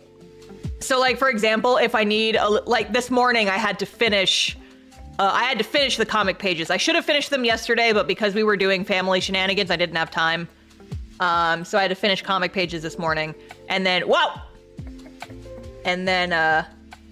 if it wasn't my birthday, I would have tried to get more done, but I was just like, this is technically my Wednesday, and so I feel like I just want to rest a little bit before stream. But I have some prints and stuff I want to work on. I have like assorted art stuff. I have mail club stuff I need to work on. And then, so that's my Fridays is like assorted art days. And I'm probably also going to be like doing art streams on Fridays for the near future. I think that will work well with my schedule. And then Saturdays are my YouTube days, where I work on like editing, recording, all that stuff. And just having like a full day to work on YouTube stuff makes me feel like I actually have it, like I have it set. This is when I work on YouTube stuff. And then Friday is my writing day. So I could work on writing for YouTube. I could work on writing for the webcomic. I could work on writing for the novel. It's just kind of variable depending on what I need to do, but that is my writing day. And then we get back to Monday and Tuesday, and those are my days off. So I'm hoping that this schedule will be better for just me moving forward. A lot of it's a process. It's a process of just like testing things out, seeing what works, learning what works and what doesn't, and figuring it out and trying again if it doesn't work. I've been like eternally in search of the perfect work schedule to just keep me sane and let me do all the stuff that I need to do on a daily in any given week. And so I'm hoping that this one will work out a little better, and then I'll be able to enjoy my days off a little bit more because I won't have to fight crowds when I go around. So that's nice. But let me tell you, figuring out that work schedule, actually sitting and figuring it out, felt like a whole damn logic puzzle. Because it's like, okay, I want my comics to still be the start of my work week. I want my first days back from my 2 days off to be my comic days. So I want to have 2 consecutive days that are my days off, and they can't be Monday, and they can't be Saturday and Sunday. But I still want to do, and it's like I have to have 2 consecutive days off, and I have to do 2 consecutive comic days immediately right after. But those days can't be Saturday, Sunday. It was like a whole fucking process trying to figure it out. And it's not very entertaining, but I was telling this to a friend, and they said, it's like, yeah, you got all this stuff to deal with, and you can't take the fox and the chicken across the river at the same time. I'm like, and I can't do that as well. There's so many restrictions. There's so many like logic puzzles I have to worry about. My God. But yeah. So new work schedule. We're working on it. We're trying to figure it out.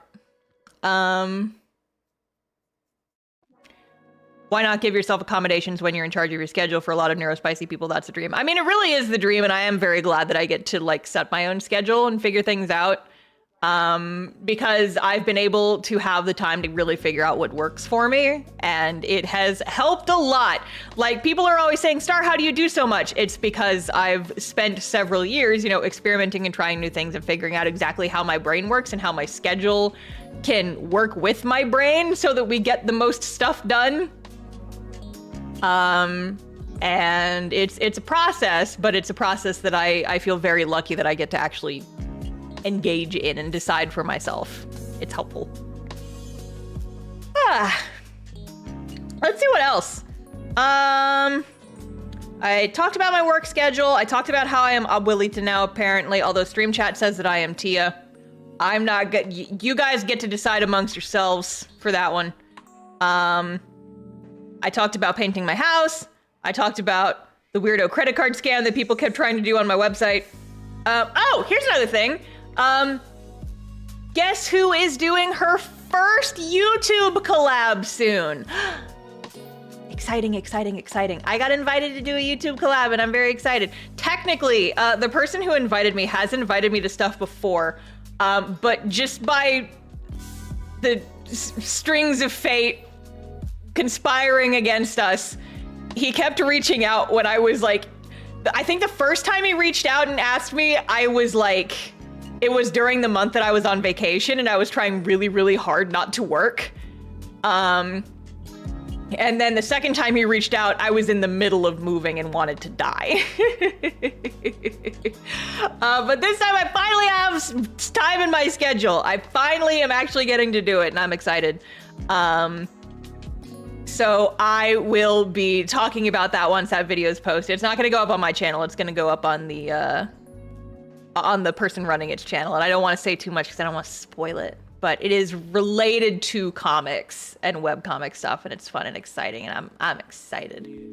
I've done 2 of the 3 drawings I need to do for it. I have 1 more that I need to do, and I'm probably gonna do that one tomorrow, maybe? Because tomorrow's my YouTube work day, and that is technically YouTube work. Oh, he got dunked and he's still on fuego. He's still on fire.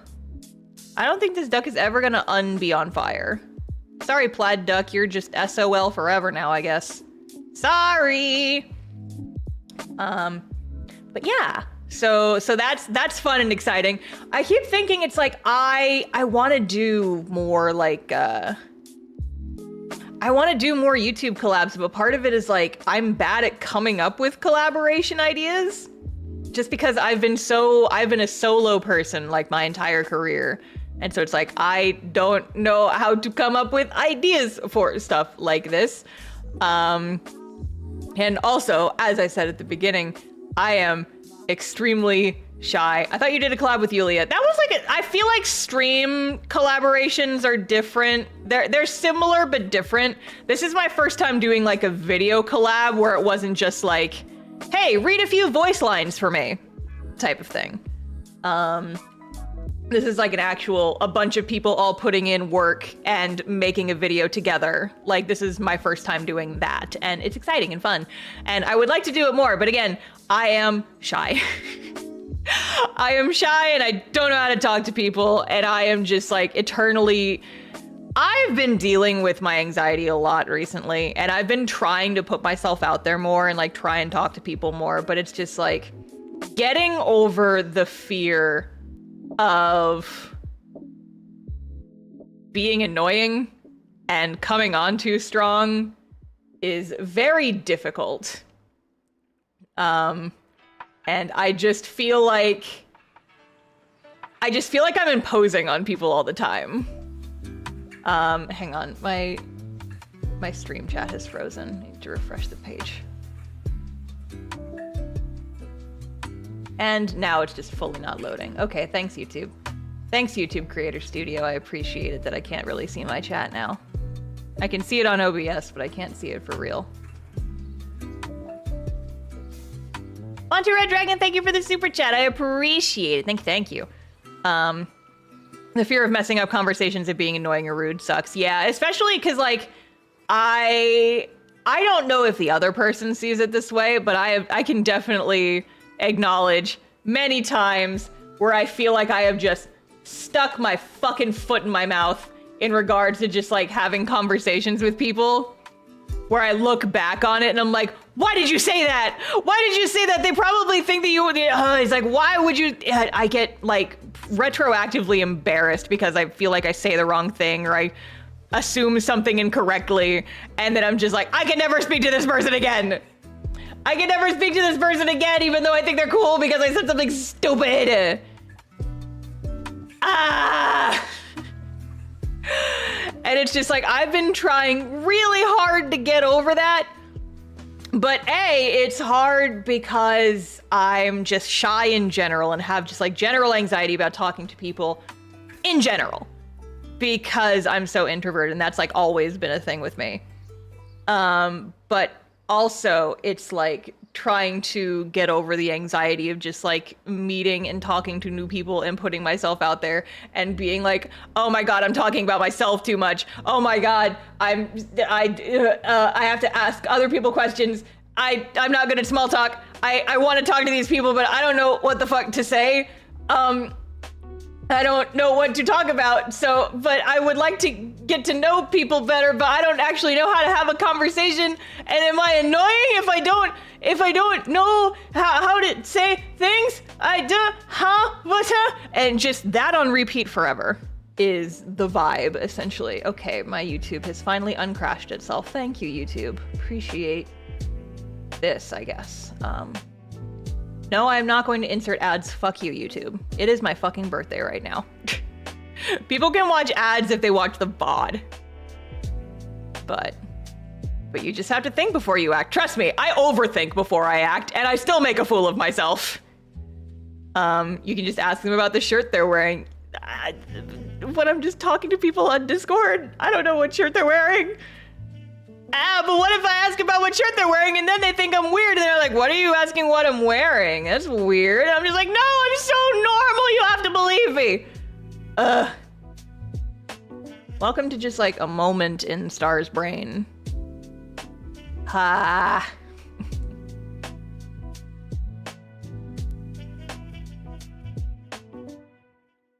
Full awareness. Yeah, it's like I'm over aware of like single thing that I am saying. And it's like, the thing is like, there's a threshold. There comes a point where I get more comfortable with the person and then I feel more comfortable just messaging them. And let me tell you guys, the number of times that has happened with people that I have met over the internet, I can count on one hand the number of times that has happened.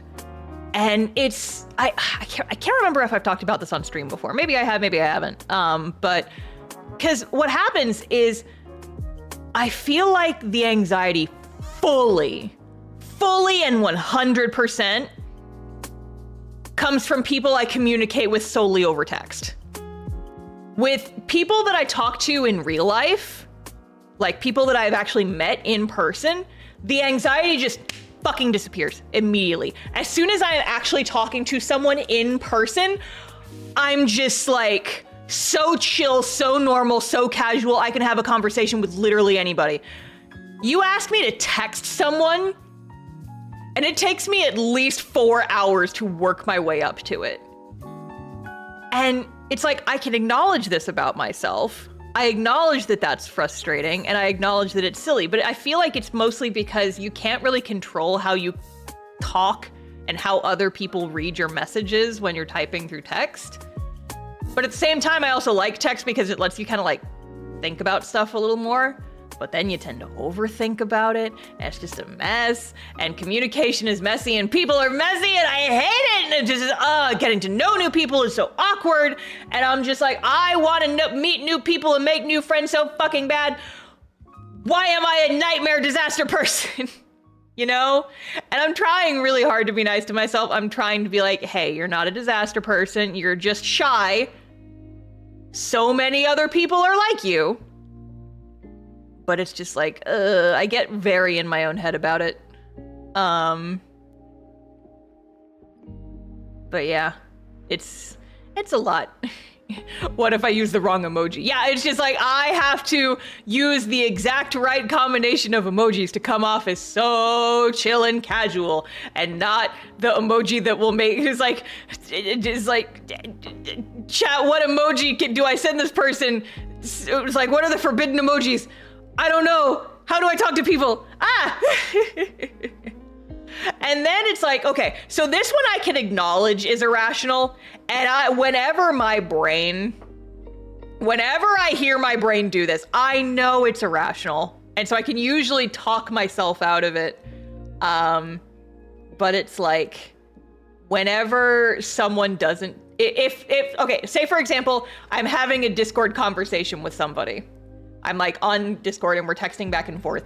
If they don't text, if we were texting back and forth immediately and then they like stop responding immediately, and then they like start taking more time to text me back, my brain immediately jumps to, oh my God, I said something wrong and they hate me now and they're gonna take me out back behind the Denny's and fucking shoot me. Oh my God. And I have to like, I know that is not the case. I can fully acknowledge how irrational that is. It's like, they probably just went to go get a snack or something, or they got distracted or so. I do that all the time. And so it doesn't make any sense for me to put those expectations on other people, because I will sometimes not respond to people immediately if I'm not exactly sure, like, oh, they asked me a question, I'm not quite sure what the answer is. I'll think about that and I'll get back to them. Or yeah, like their cat did something, or they had to go take their dog outside, or they went to go get a snack. And it's like, I know it's irrational and I should not jump immediately to they're gonna take me out back behind the Denny's and put me down. But that's what my brain thinks it is every time. And it's like, can we stop doing that? Hey, brain, can we do something else, maybe? Can we not do that? Does the same thing happen with phone calls or just text conversations? For me, it's like almost entirely text. If I'm talking to someone on the phone, you can usually just kind of like listen to their reactions and listen to how they're talking, and you can kind of like suss people out and suss out the vibes just from like listening to them talk. And I feel like you don't have as much leeway with text, right? It's like you just kind of have to assume how they're reading it, and you have to kind of guess how it's like a game. Texting feels like a game of chess sometimes. And if they don't respond immediately, it means that they hate me. And I know that's not true. I know that's not true, but that's what my brain says. And it's hard. And it's hard. And I'm trying to get myself to stop. I have 2 ducks on fire. Oh my God, you're so right. There's 2 of them now. There's 2 of them now. You can't judge faces or tone in text, and it's fear. Yeah, exactly. Exactly. It's like, if I cannot see the small micro expressions on your face or read the tone of your voice as you say certain things to me, then I am fear. I am scared. I am panicking if you take too long to message me back. And it's like, I hate saying that because I don't want to put that expectation on people that if they don't respond immediately, it means the worst possible thing has happened. Because I have relatives who are like that, and it's exhausting. Where it's like, if I have family members where it's like, if I don't text them back within 30 minutes, they text my mom, and they're like, why didn't Starla respond back to me? Does she hate me? And I'm like, oh my God, I was on a walk or something, or it's like, I was busy, I was doing stuff. And it's so like, I never want to put that expectation on other people, but at the same time, that is what my brain does. And it's just like, ooh, anxiety sucks. Well, who invented anxiety? Bring them out to me. Roll them up to my front door. I just want to talk. I promise I just want to talk. I promise it's just a calm conversation. Don't worry about the hammer in my hand. I'm just holding this because I was putting a painting on the wall. John anxiety, God, oh my God. Put them in the box. Yeah, John anxiety, just put them in a box, and then I'll put that box in another box, and then I will mail that box to myself. And when it arrives, I'll smash it with a hammer, and then no one will ever have anxiety again, and the world will be a better place. Everything is fine. It's my emotional support hammer. Yeah, exactly. It's my emotional support hammer. As a fellow ADHD, I can confirm this is common. Yeah. It's one of those things where it's like, literally the only reason I haven't started going to therapy is because I have to figure a bunch of shit out with my health insurance to make sure that I can actually afford it. And I've been putting it off because that sounds hard. But I feel like, especially recently, considering like all the emotional turmoil I've been going to, and all the shit I've been dealing with behind the scenes, combined with the unmedicated raw dogging ADHD that I've been going with, is like, I feel like I should have started therapy a long time ago. And at this point, the only reason I haven't is because I'm procrastinating. I'm procrastinating, Chad. Help. The US is a great place to live. Ain't it just? Ain't it just? Raw dogging ADHD is a good way to put it. I mean, I literally am. Bleh. It's hard to start. It is, because it's like, I was just having this thought the other day that like, getting therapeutic help for a problem that makes you procrastinate on things that are too difficult to do is the fucking worst barrier of entry for someone who procrastinates on things that do not bring her serotonin. Like, goddamn. It's just ridiculous. It's like, oh yeah, you have problems like getting yourself to do things. Here's 9 different steps of a process. You want to get help with that? Here's a process. Here's like a 9-step process you have to go through to get that help. And I'm just like laying in bed and screaming. Just laying in bed screaming. But it's like, I've wanted to start therapy for a while just because like being a person who is perceived on such a level is like, and like my YouTube audience in the grand scheme of things, like compared to a lot of other people, my YouTube audience is not that big. And for the most part, y'all are very chill and I appreciate you. There have been a couple of bad actors, but usually I just hit them with lasers and they go away. But it's like, I'm like I said, I'm such an introvert and I'm so shy. You know, there's like, it's hard because I'm such an introvert. I feel like I shouldn't have gotten this far. It's like, I love to make stuff and I love to make things and I never want to be perceived on a deeper level. It's like, I'm a very private person. I'm a very shy person. I don't like to put myself out there. And I have unwittingly put myself into a career where I am putting myself out there constantly. Like every fucking day I put myself out there like a fucking entertainer or some shit. And yet I'm like, it's hard to describe, but it's like, I am every day, every time I make a new video, every time I go on stream, I am actively putting myself in the spotlight for other people to see and judge. And I do enjoy it, but it also fucking terrifies me sometimes. Because like I've had encounters with people who are just determined to take like the worst faith interpretation of like every single thing that I do. And it just makes me want to curl up into a ball and never post anything online ever again and just be introverted forever. And just crawl into my sad girl hole and never come back out. But that's not how you make friends. If you need help, employ one of your friends to help you. God, chat's moving too fast.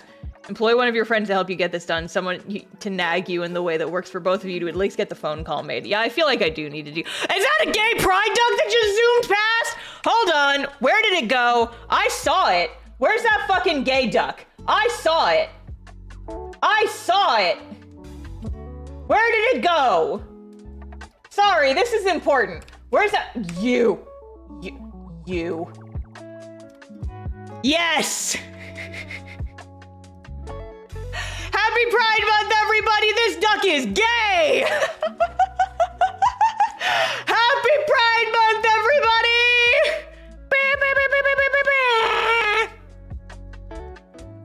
That duck is gay. Anyway, we're focusing on this duck for the rest of stream. This is the most important duck. Have a therapist reminder written on a duck and have it intermittently float by. God. You should be able to draw on these ducks. When's that DLC coming out? Wow. Gay Pride Duck is getting around. Gay Pride Duck already went like down the slide and back up the tunnel once already. He's just making the eternal loop. Just making the freaking loop. My God, he's going fast. He's gonna go right back up the tunnel. Or not. Okay, this is fine. Now we need an ace duck. Yeah, I want an ace pride duck. Can we get like an ace duck? Please? Probably not. I don't know how many ducks there are total in this game, but... Queer duck on a mission. Yeah, exactly. What the fuck was I talking about? Oh yeah, therapy. But yeah, my ideal would be, and I don't know if this is actually going to work out, but I would like to find some sort of health insurance that I can get on where the amount that I am paying monthly for my insurance is Basically make it so that the amount I'm saving by having the insurance pay for most of the therapy sessions is worth the cost of paying for probably more expensive health insurance. I don't know. I need to look all this shit up. I need to make phone calls, but I don't like talking on the phone, and I don't like doing stuff that's expensive, and it's a pain in the ass, and I do just need to do it though. I've had the reminder to just like make the fucking phone call on my like whiteboard in my bedroom for months. Like basically since before I moved into this house. It's been a while. Spark Grizzle, thank you for the super chat. Happy birthday. Your videos inspired me to create. Thank you so much. I hope you have fun with the stuff that you're making. Should I go bother Sarah to bother you? Listen, the thing is that like my friends are all busy and they have their own lives. I don't want to saddle them with taking responsibility for me doing shit. Sometimes therapists have sliding scale pricing. My therapist does that for me and it lowers the cost a lot. How does that, I wonder how that even works. Is it like, genuinely how does that work? It's just like, oh, I give you a discount because you're that fucked up? Oh man.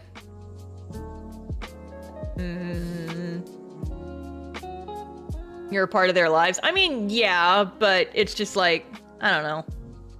I don't like to saddle other people with my burdens.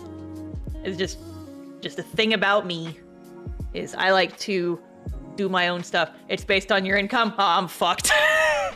I'm fucked then. Oh, geez. Oh, no. I guess I'd have to look up exactly how that works, but they make a payment plan. See, payment is like, oh, that's stuff I gotta do though. That's stuff I gotta do, and like I've also gotta like call my I've gotten comments from people on YouTube that are stupid, but I'm gonna say them anyway because they make me laugh. I've gotten insulting comments from people who's like, Star's so unrelatable because she has an investment banker. And I'm like, yeah, it's because I don't have a retirement plan. It's because I work for myself, so I have to DIY my retirement, but I've got a fucking guy who does investment shit for me. And he thinks I'm cool. Literally the first conversation we had, he was like, so what do you do for work? And I'm like, I'm an artist. And he's like, what kind? And I said, sir, how long do you intend for this conversation to go on? Because I could be here for another hour if you actually want to know what I do. And then a couple days later, he called me to like finish setting up some account stuff. And he just went like, hey, by the way, you gave me your business card, so I looked you up. You're so cool. And I'm like, thank you, sir. Now, anyway, about my investment accounts.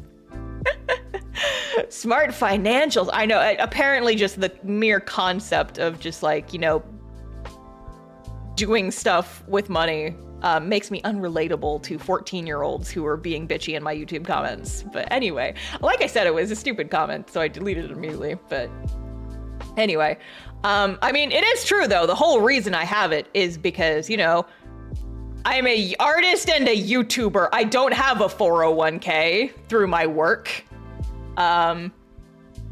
And it's another reason why health insurance is such a pain in my ass, is I gotta do all that shit myself, and I gotta make phone calls about it. Disgusting. I don't just get it through an employer.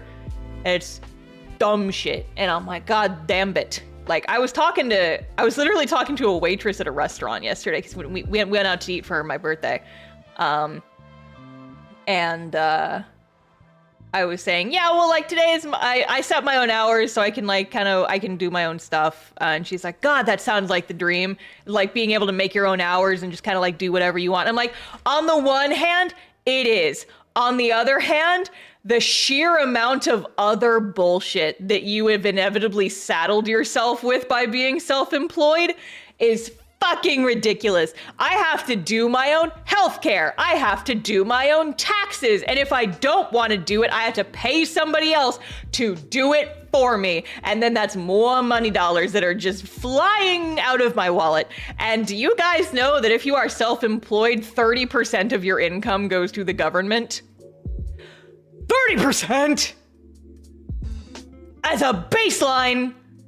And that's just federal income. If you live in a state with state income tax, that's even more. Texas doesn't, and it's one of the couple of reasons I have not left the state yet, because at the very least, there's no state income tax in Texas. And so that's a little bit more money that I get to hold on to, thank God. But yeah, it's a lot. It's like, yeah, freelance, living the dream, but holy shit. You could almost say your money is bleeding out. Yeah, I know, I haven't given myself an ascension path. I've given myself no doorway to an IP ecosystem. It's funny because I genuinely do call like my way that I post videos and the way that I recycle stuff, I call it my content ecosystem, which I know is like the worst, bougiest, like AI bro name to call it. But I do call it my content ecosystem. It's just like how I recycle stuff, where it's like I do a lot of artwork and I make sure to record speed paints of literally everything I do so that then I can recycle those speed paints and use them for videos. It's like an ecosystem. It all feeds into each other and it makes my life a hell of a lot easier. Ascension path needs to become a running gag. Indeed, it does. I'm hitting the ceiling. It's true. The glass ceiling. I'm gonna punch straight through it. This metaphor has changed. It's not the same as it was. But yeah. If tomorrow wasn't Saturday, then maybe I could just go ahead and do my fucking health insurance call tomorrow. But they're gonna be closed tomorrow, this Saturday. And then Monday's my day off and I'm not gonna wanna deal with it. Maybe I do need to rework my schedule slightly. See, this is the kind of stuff you gotta deal with when you do this job. It's a give and take. It's a give and take. You might have weekend hours? I doubt it. Probably not. Moral of the story, get an investment banker. Yeah, because like my specific investment banker is like a friend of my dad's. And so I kind of already had that gateway into it. It wasn't I just found a random guy. I found a random guy that my dad was friends with. And so that's the only way that I'm getting my retirement set up. And God, that's another person I have to call because I have to change my address. And I never set up an account with the investment banker. He just mails me things. And I'm like, you guys mail me a packet every month. And I have so many of these that I've just never opened. I need to actually set up an account. I'll do that after stream maybe. But I've got a pile of stuff that I'm actively ignoring. Welcome to my ADHD fucking life. Yippee-ki-yay. I'm changing the subject now. Guys, I've gotten into houseplants.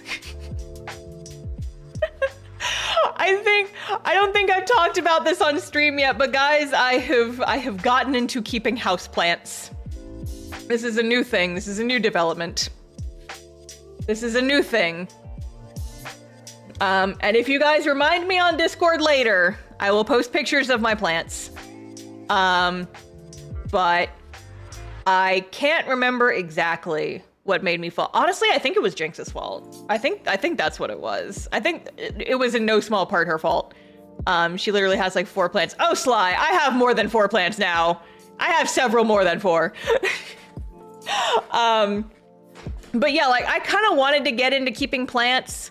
And I've tried succulents, but I think that succulents for me are just cursed because I always ended up accidentally killing my succulents because I somehow managed to neglect them too much, and then they all die. And so I was scared of keeping anything more complicated than that. Oh no, you know what? It was partially Jinx and it was also partially my mom, because my mom was like, I'm gonna decorate my house, I'm gonna buy 1 billion ferns. And so she just bought like a whole bunch of plants and she kept looking at plants whenever we were shopping together. I'm like, I want a plant. And by coincidence, I found out that there's a very cool, very awesome, like kind of nursery and garden store, like very close to my house. And I just stumbled upon it on accident one day because it's like on the main road. And I just drove past it. I'm like, I wonder what that is. And I just went in there out of curiosity one day thinking I would like a plant because my shower has a window in it. And I think that this would be a nice place to put a plant. And so I went in and they had a little greenhouse for houseplants and I found a little pothos And so I have a little, it's a golden pothos, and I named it Verity because I've been naming all of them after my D&D characters. But I have a pothos in my little shower window, and her name is Verity, and she has doubled in size in the month that I have owned it. I am firmly of the belief that pothos are the perfect plant because they grow so fucking fast and they're so easy to take care of, and it's so hard to kill them apparently. And so I bought that one, and then the next time I went to the plant place, I think I just went for fun again later, and then I ended up buying, no, I went with my mom because I wanted to get my mom a succulent because I bought her a little planter for her birthday. And I came home with 2 more plants. I came home, so Verity is a golden pothos, which is like green ivy-like plant. It's got like yellow spots on the leaves. It's very pretty. Again, remind me later and I'll post pictures of all my plants on the Discord. I'll give you guys the plant tour. And then I came home from shopping with my mom that I came home with a second pothos that was also in that same greenhouse. It's a neon queen pothos, which is like, it's got a couple of different patterns in it. It's very cool. And that one's a lot bigger. Like Verity, when I brought that one home, it was pretty small, but the second one I bought was a lot bigger. And so that one that one keeps moving, but right now that one is on, I have a little table in my kitchen that one is sitting on. And so I named that one Willow, and I also bought a Phytonia or a nerve plant, and those ones are really cool. They've got like these little bitty leaves, and they're like green leaves, but they have like white veins on them, and they're very bushy and they're very cute. And so because it was like kind of, it's not a tall plant, it's not a vining plant, it's just kind of like shrubby and bushy and short, I named it Rodin. And so Rodin and Verity are the ones that sit in my, I have a little shower window, and I put them in the shower window, and they just chill there. And so it was just those 3 for a while. And then I now have 2 philodendrons. I have a heartleaf philodendron where the leaves are all the same color, and I have a Brazil philodendron, which is like, it has the dark green leaves, but they've got like lighter green stripes on them. And I haven't named either of those. I gotta name them still. And then just recently I bought a neon pothos. So I have 3.5 pothos, and I'll get to that half. But I have a neon pothos, and those leaves are not variegated. They are why are we talking about Owl House and Amphibia? Guys, I'm talking about plants. The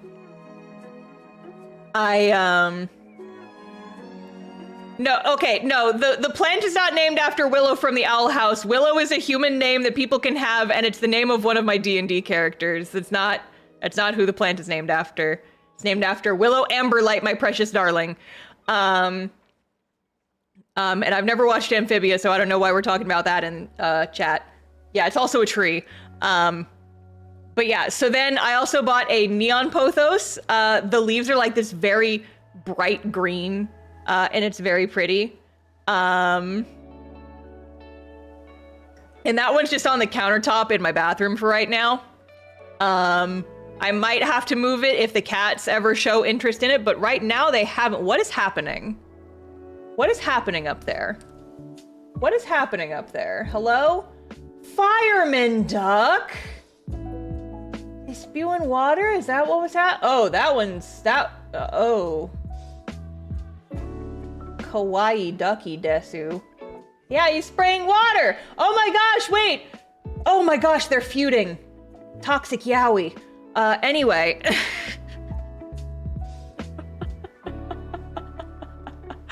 Anyway, so I bought a neon pothos, and I really, really, really like the look of neon pothos because the leaves are like bright green and they're so pretty. And so I wanted one of those.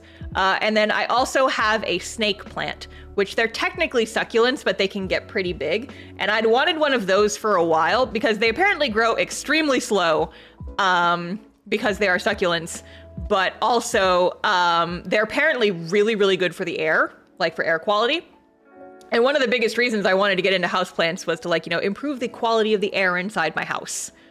And so I now have several houseplants. Oh, and then I also have I took a propagation from my bigger pothos from Willow, that I am currently propagating, because it had like this, it was like this when I bought it, but it had like this one random vine that was like really long and like stretched out.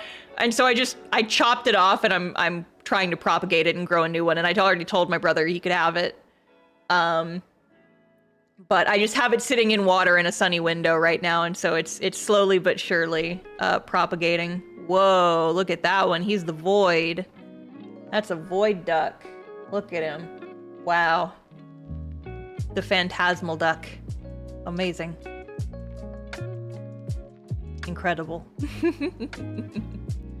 But yeah, so that's my adventuring in houseplants. I do think that I'm probably done buying new houseplants for now. Just because I don't have any more types that I really want.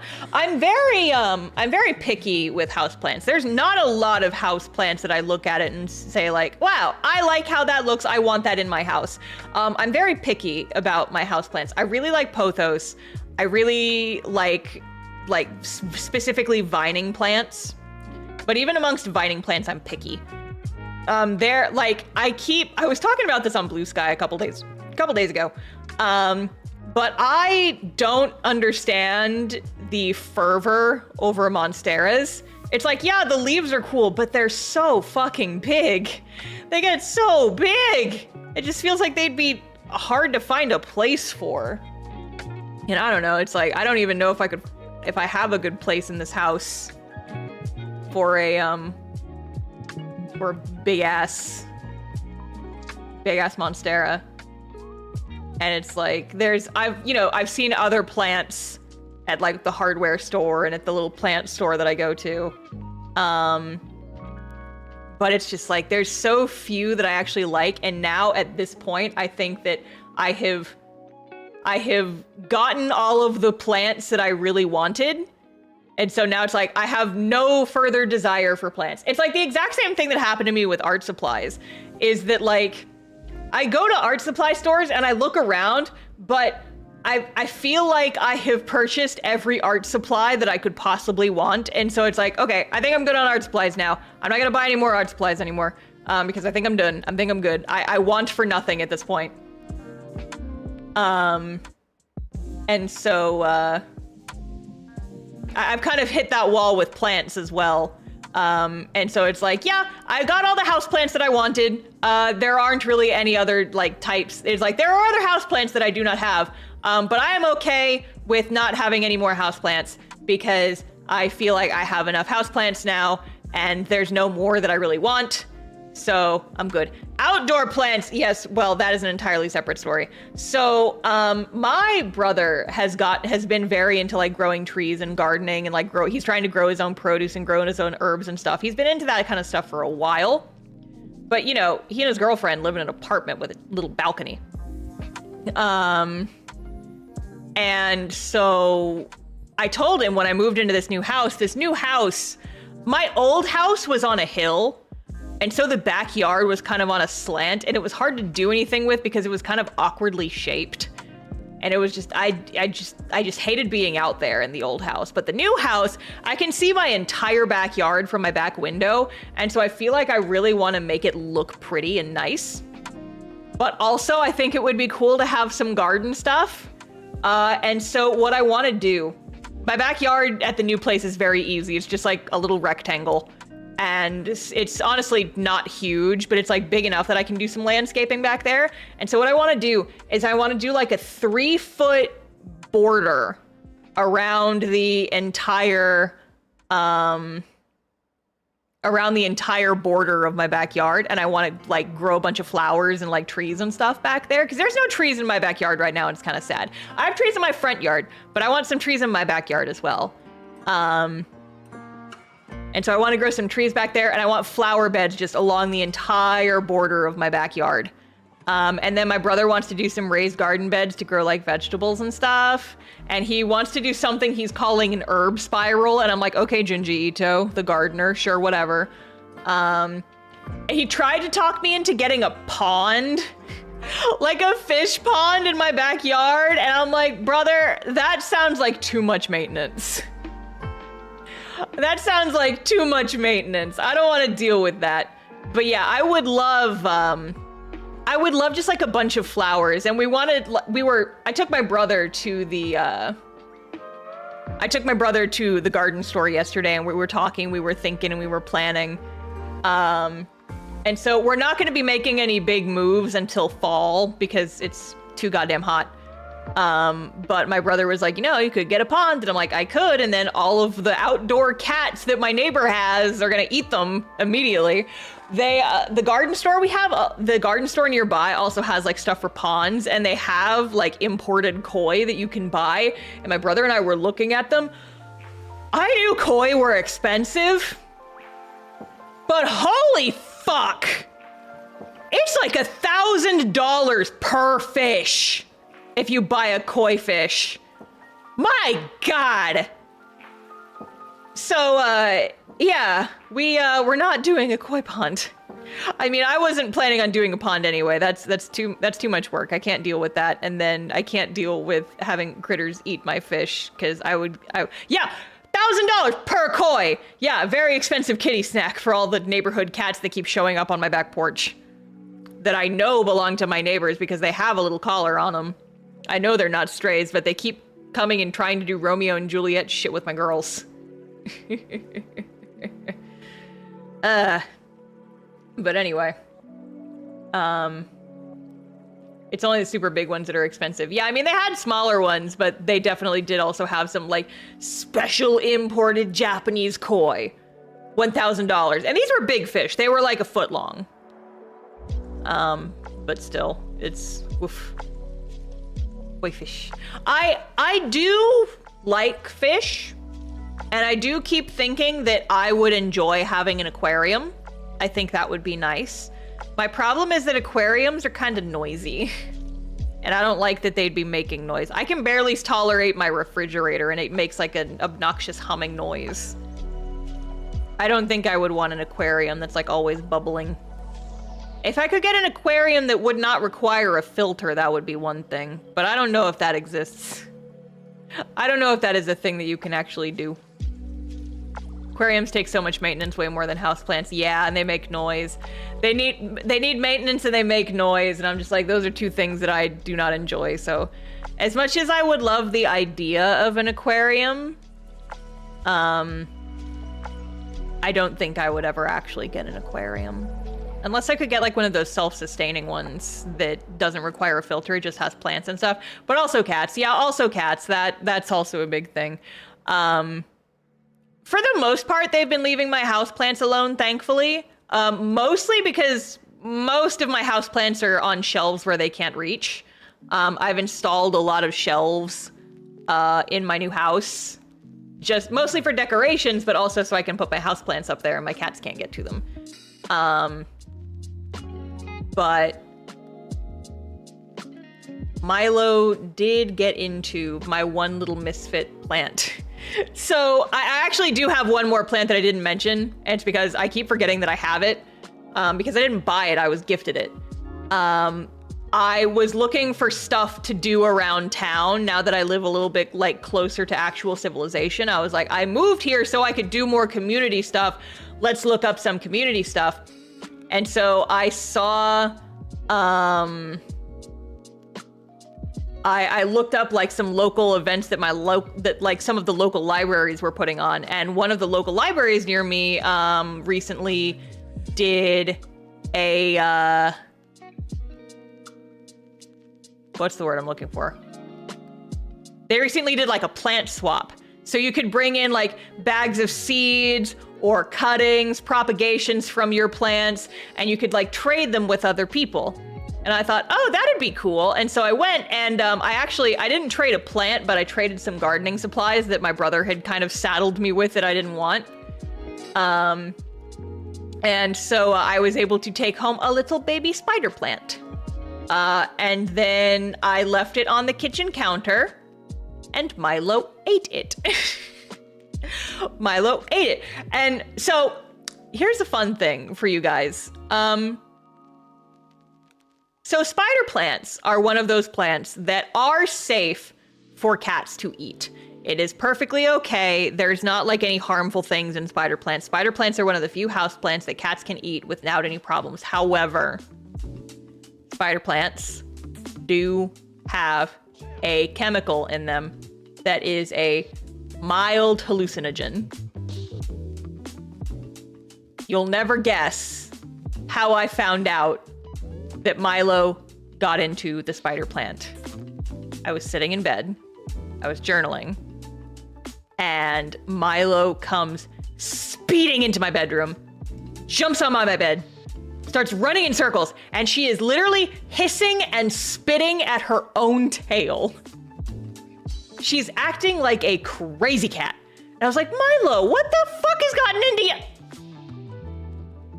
You ate the spider plant, didn't you? And then I walked into my kitchen and I saw that the spider plant had in fact received a haircut. And I was like, yup. How did I know? How did I know this was going to happen?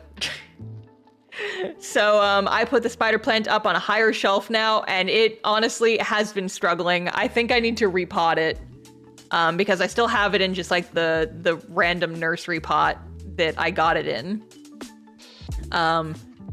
And Milo has not eaten it, but it also hasn't grown very much since she took a chomp on it. So oopsie doodles. I feel like maybe I need to put it outside and let it get some more sun. Maybe that would help, but... Because, like, the hard part is, I have a lot of windows in my house, but not a lot of those windows get direct sunlight. And in fact, most of my houseplants are in my bathroom because it's one of the few rooms that gets direct sunlight throughout the day.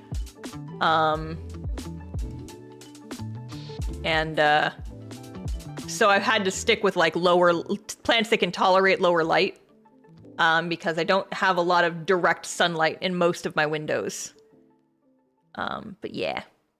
So, you know, just been having some fun with plants and such. It's kind of the star vibe. Who's this guy? A little electric duck. We'll watch you for a little bit.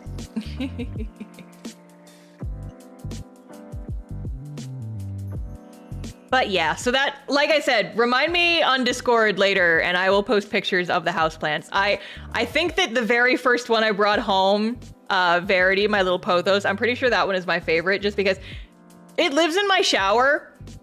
And I guess a lot of houseplants really like humidity. And so it's just like constantly in this very humid environment, and it's in one of my few windows that actually gets direct sun. And it's been growing like a freaking weed. I swear to God, it's doubled doubled in size since I brought it home barely a month ago. And what I want to do is eventually, once it gets long enough, I want to put it on a different shelf and use like little command hooks so that it can ivy climb up the wall, because I just think that would be really cool to have a bunch of plants like ivying up my wall in my bathroom. I think that would be very cool. That's kind of the goal.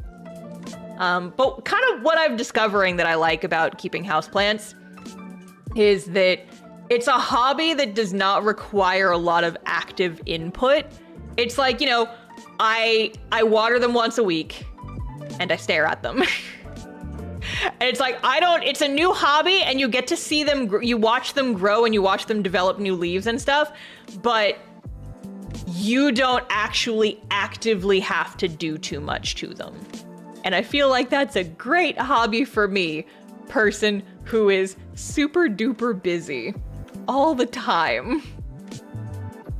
But yeah, so I have enjoyed my plants. They're very cute. I'm hoping to get that propagation into soil at some point, but right now I've just been watching the roots grow and it's fun. They've just got like one or two little root spikes on each of them.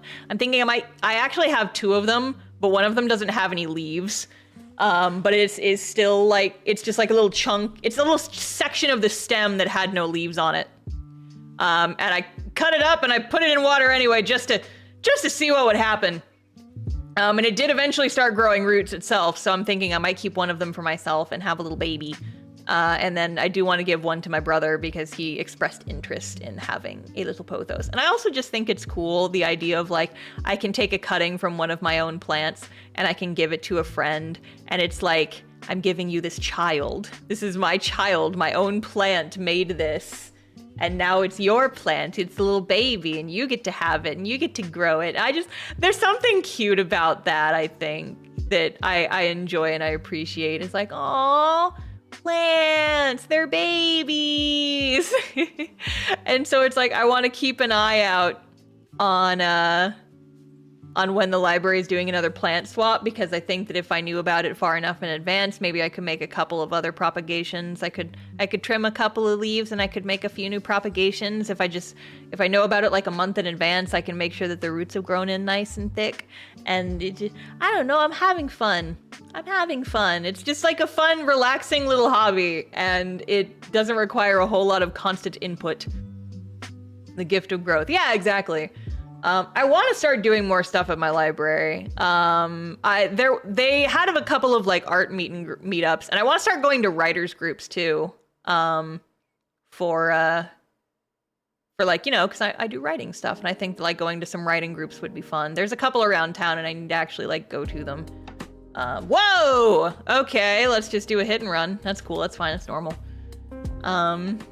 Reminding me I need to propagate my plants. Make babies. Go make your plants make babies. But yeah, so I've been enjoying my plants. I have been enjoying them, and I don't know if I have any way to test this or whatever, but I have been enjoying the idea that the air in my house is a little bit cleaner because I've got these plants living in here. I just think that's neat. I think it's cute. But yeah.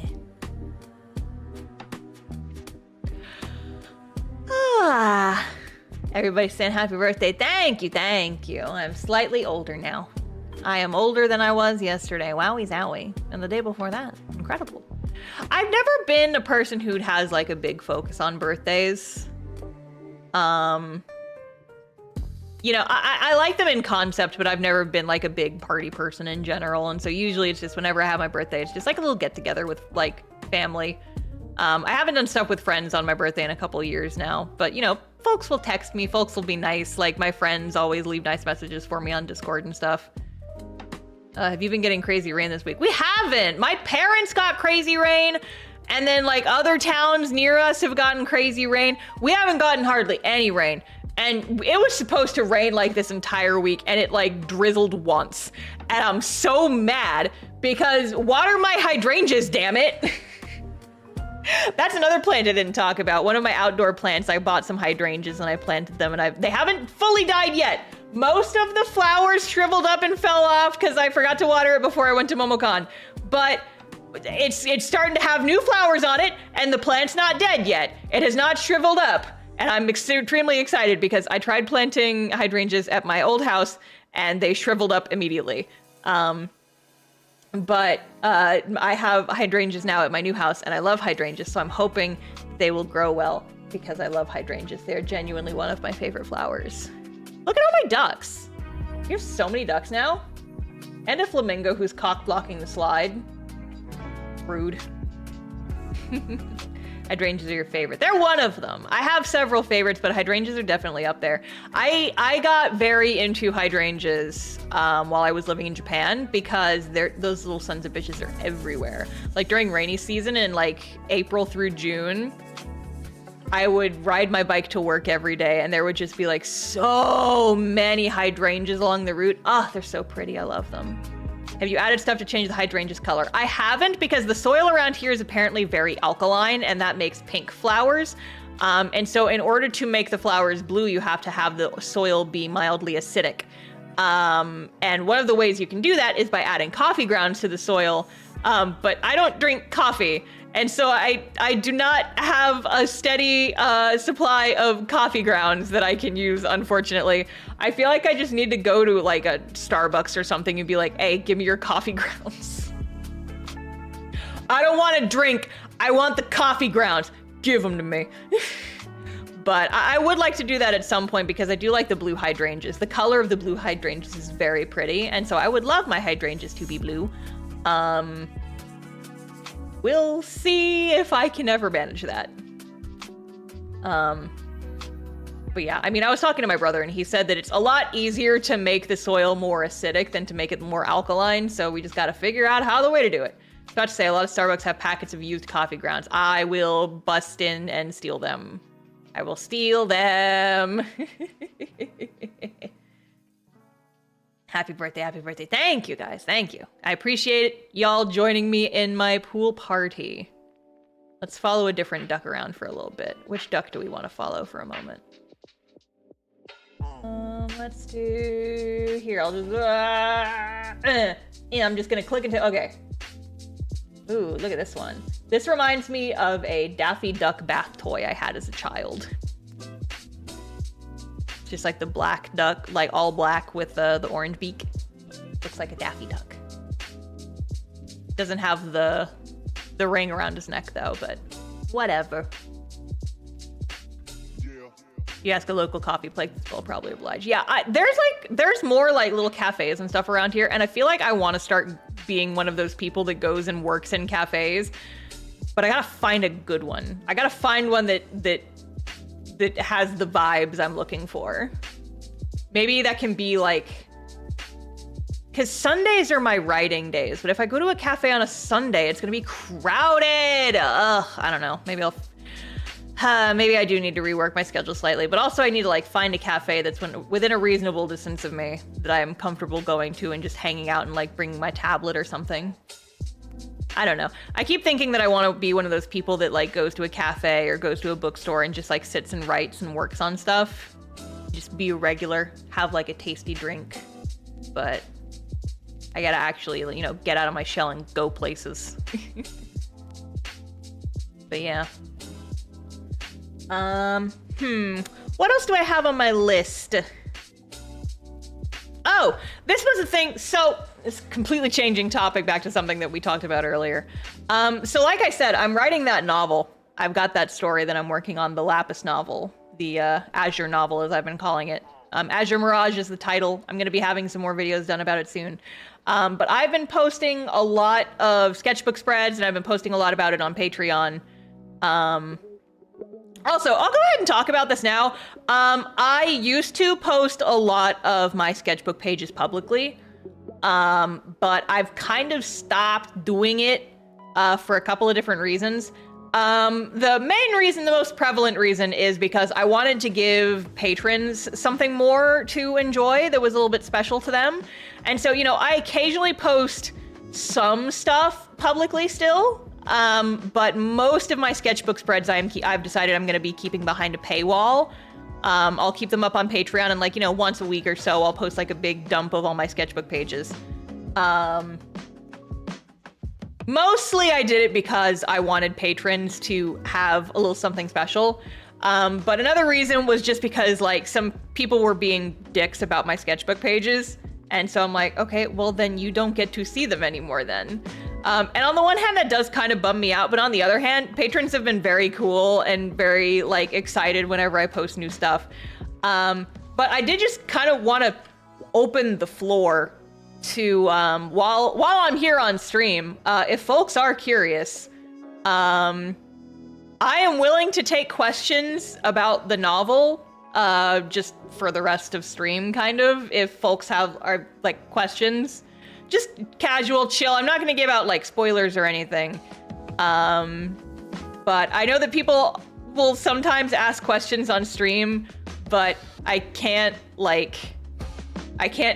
don't want to ADHD so hard I stop for every single question that people ask, because then I would never finish a conversation in my life. But if folks have any questions about like that story, and like what I'm planning to do with that project, I am open to answering them just while we're kind of chilling here. What's the novel about? So glad you asked. So I wrote a little thingamajig that I have posted on Unveiled. It's like a little summary of the story. Will there be drawings in the novel? That is the goal. My goal for the final thing is for it to be an illustrated novel. Okay. Actually, let me find the version that I posted on Patreon because it goes into a little bit more detail. Is it self-published? Yes. I'm not intending on making this into a, like a fully published thing. I'm not Ooh, is that a magma duck? Sick. Are you gonna write any more novels in the future? Let me take it one step at a time. But I would like to do a novel based on Verity and her kind of gaggle of friends in the future. But I'm focusing on the Lapis one first because that one I have a clearer idea of what I want to do with it. So that one, the Lapis one is not adapting the story of the D&D campaign. It's kind of a new individual thing. It's kind of its own thing. What about your webcomic? Is it also self-published? Yes. And I currently have no intent on getting it into major publishing for a couple of different reasons. We don't have to go into it, but basically I make more money doing it self-published. And I like being able to have full control over what I'm writing and stuff. Okay, so here is the synopsis that I wrote for the novel that I'm writing. I should put this in the video. I don't know why that's not already in the script. But anyway, so synopsis of the novel to be: Lapis Dawnborough has no memories of her past. Having been stricken with a stubborn case of amnesia, she spent months scavenging for any hints as to where she came from, but has consistently come up empty-handed. Believing she may have been a musician in her past, she aims to perform in front of as many people as possible and hopes someone who recognizes her will come forward. However, a crippling case of stage fright has halted that plan in its tracks. Yet, a spark of hope springs from an unusual source. When a famous and charismatic musician by the name of Zephyr breezes into town and takes center stage, Lapis notices he seems to glow with a mysterious aura only she can see. When she tracks him down and begs him to take her on as an apprentice, he initially refuses, but over time realizes she may be the key to solving a problem of his own. So that's kind of what I'm calling the A-plot of the story, because I'll talk about this in the eventual video where I kind of go over everything. But it's actually going to be a split narrative story. So Lapis is going to be our main POV character, but she's also going to be sharing POVs occasionally with Laz, who is going to have their own story kind of running simultaneously with Lapis's. And then the two will eventually collide, and then things happen. And it's exciting and it's fun. So yeah, so that is the synopsis of the novel. Yes, bye Jared, thank you for coming, appreciate it. And thank you for getting stuff off my throne. I appreciate that too. But yeah, I'm probably gonna call it a stream here before too long. I usually only go until 8 and I've got like 20 minutes left. I'm getting messages on Discord. Is this anything emergency important? No, I will respond to that later. Okay, cool, gamer duck. But yeah, so that's the synopsis for the novel. I'm very excited because it's kind of cool. I just kind of had the idea of like, what if I took Lapis and I made an entire novel about her? Okay, well, she needs somebody else to be in that story with her.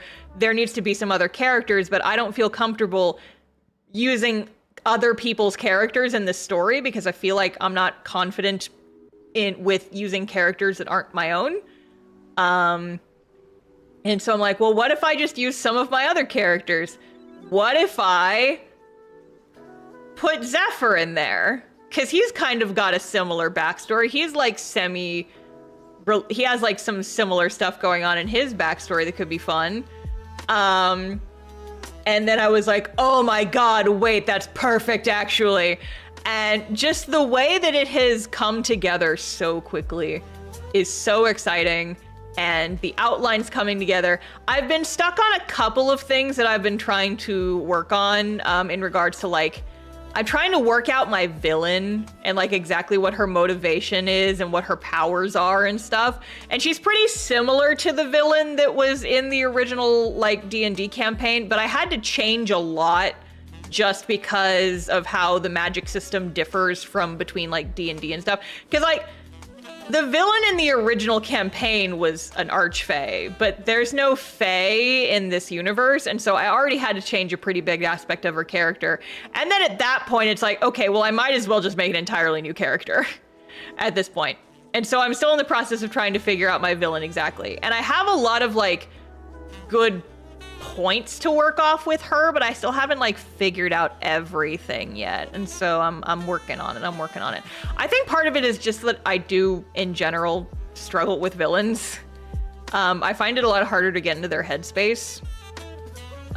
We need a crossover between Castoff and Lapis' story. The Castoff characters might make cameos or something, but probably not a full crossover. I do like to sneak in my D&D characters into like backgrounds in Castoff sometimes. I have a lot of D&D character names show up, just like names show up in backgrounds in Castoff. But I think the last time I did that was before we started Lapis's campaign, so she did not exist as a character yet. But yeah. Does seeing the glow thing mean Lapis is a changeling? I remember you saying something like that in a video. Something kind of, sort of. I've changed it a little bit since the last time I talked about it on stream. And at this point, I'm not quite ready to talk about that fully in detail. It's hard because it's like, I want to yap about the story, but at the same time, I do want to like, you know, leave some surprises and stuff. At the school was the last time I remember a bunch of name drops. Yeah, and that was a couple chapters ago. And I'm pretty sure that I drew that page before Lapis even existed. So, I struggle writing villains. Yeah. Villains are hard. Like, I've never been one of those people who's like really into villains. I know some people are, but I've always just been far more interested in the protagonists than the antagonists. And antagonists, I really struggle to get into their headspace, and it makes them hard to write. It's just like, why would you be such a bastard on purpose? It's just hard. Dave. Oh, yeah, so this is probably going to be a thing that I work on during the actual writing process. This is going to be one of those like things where I have to take on the role of a gardener instead of an architect, because the architect brain in me, the one who's like really planning for this story, kind of wants to, okay, not wants to. I'm struggling to find a place for Dave in the new narrative. Like in the novel story. But I love Dave. And everyone loves Dave. And Lapis loves Dave. And so I would like to find a spot for Dave to be in the story. But right now it's like, I feel like he has to do something to justify him being there. But I haven't quite figured out exactly what that is yet. And so it's like, I love Dave. And it feels like at this point that Lapis is not complete if she does not have a Dave. Dave is her little talking skull friend, by the way. He's a vampire. But I already had to change some stuff in the narrative just to, like, I had to change entire things about the world building just for Dave to make sense. Because one of the big things about the universe that I'm working on, one of the big things about the world building is that there are no undead in the story. And so the way that I have it right now that's subject to change is that vampirism is more so a curse that when you die, your soul doesn't actually leave your body. And so you can die, but you're basically at that point like puppeting your corpse, so it doesn't really do much, but like your body will still be rotting, but your soul is still inhabiting it. And you just keep doing that until you are nothing but bones and you eventually waste away. And maybe, you know, like once you fully waste away and there's nothing physical for you to inhabit anymore, that's where ghosts come from. That's more terrifying than normal vampirism. Yeah. There's no undead in this universe just because of like the way that death kind of works with the magic system. Again, it's all stuff that is subject to change.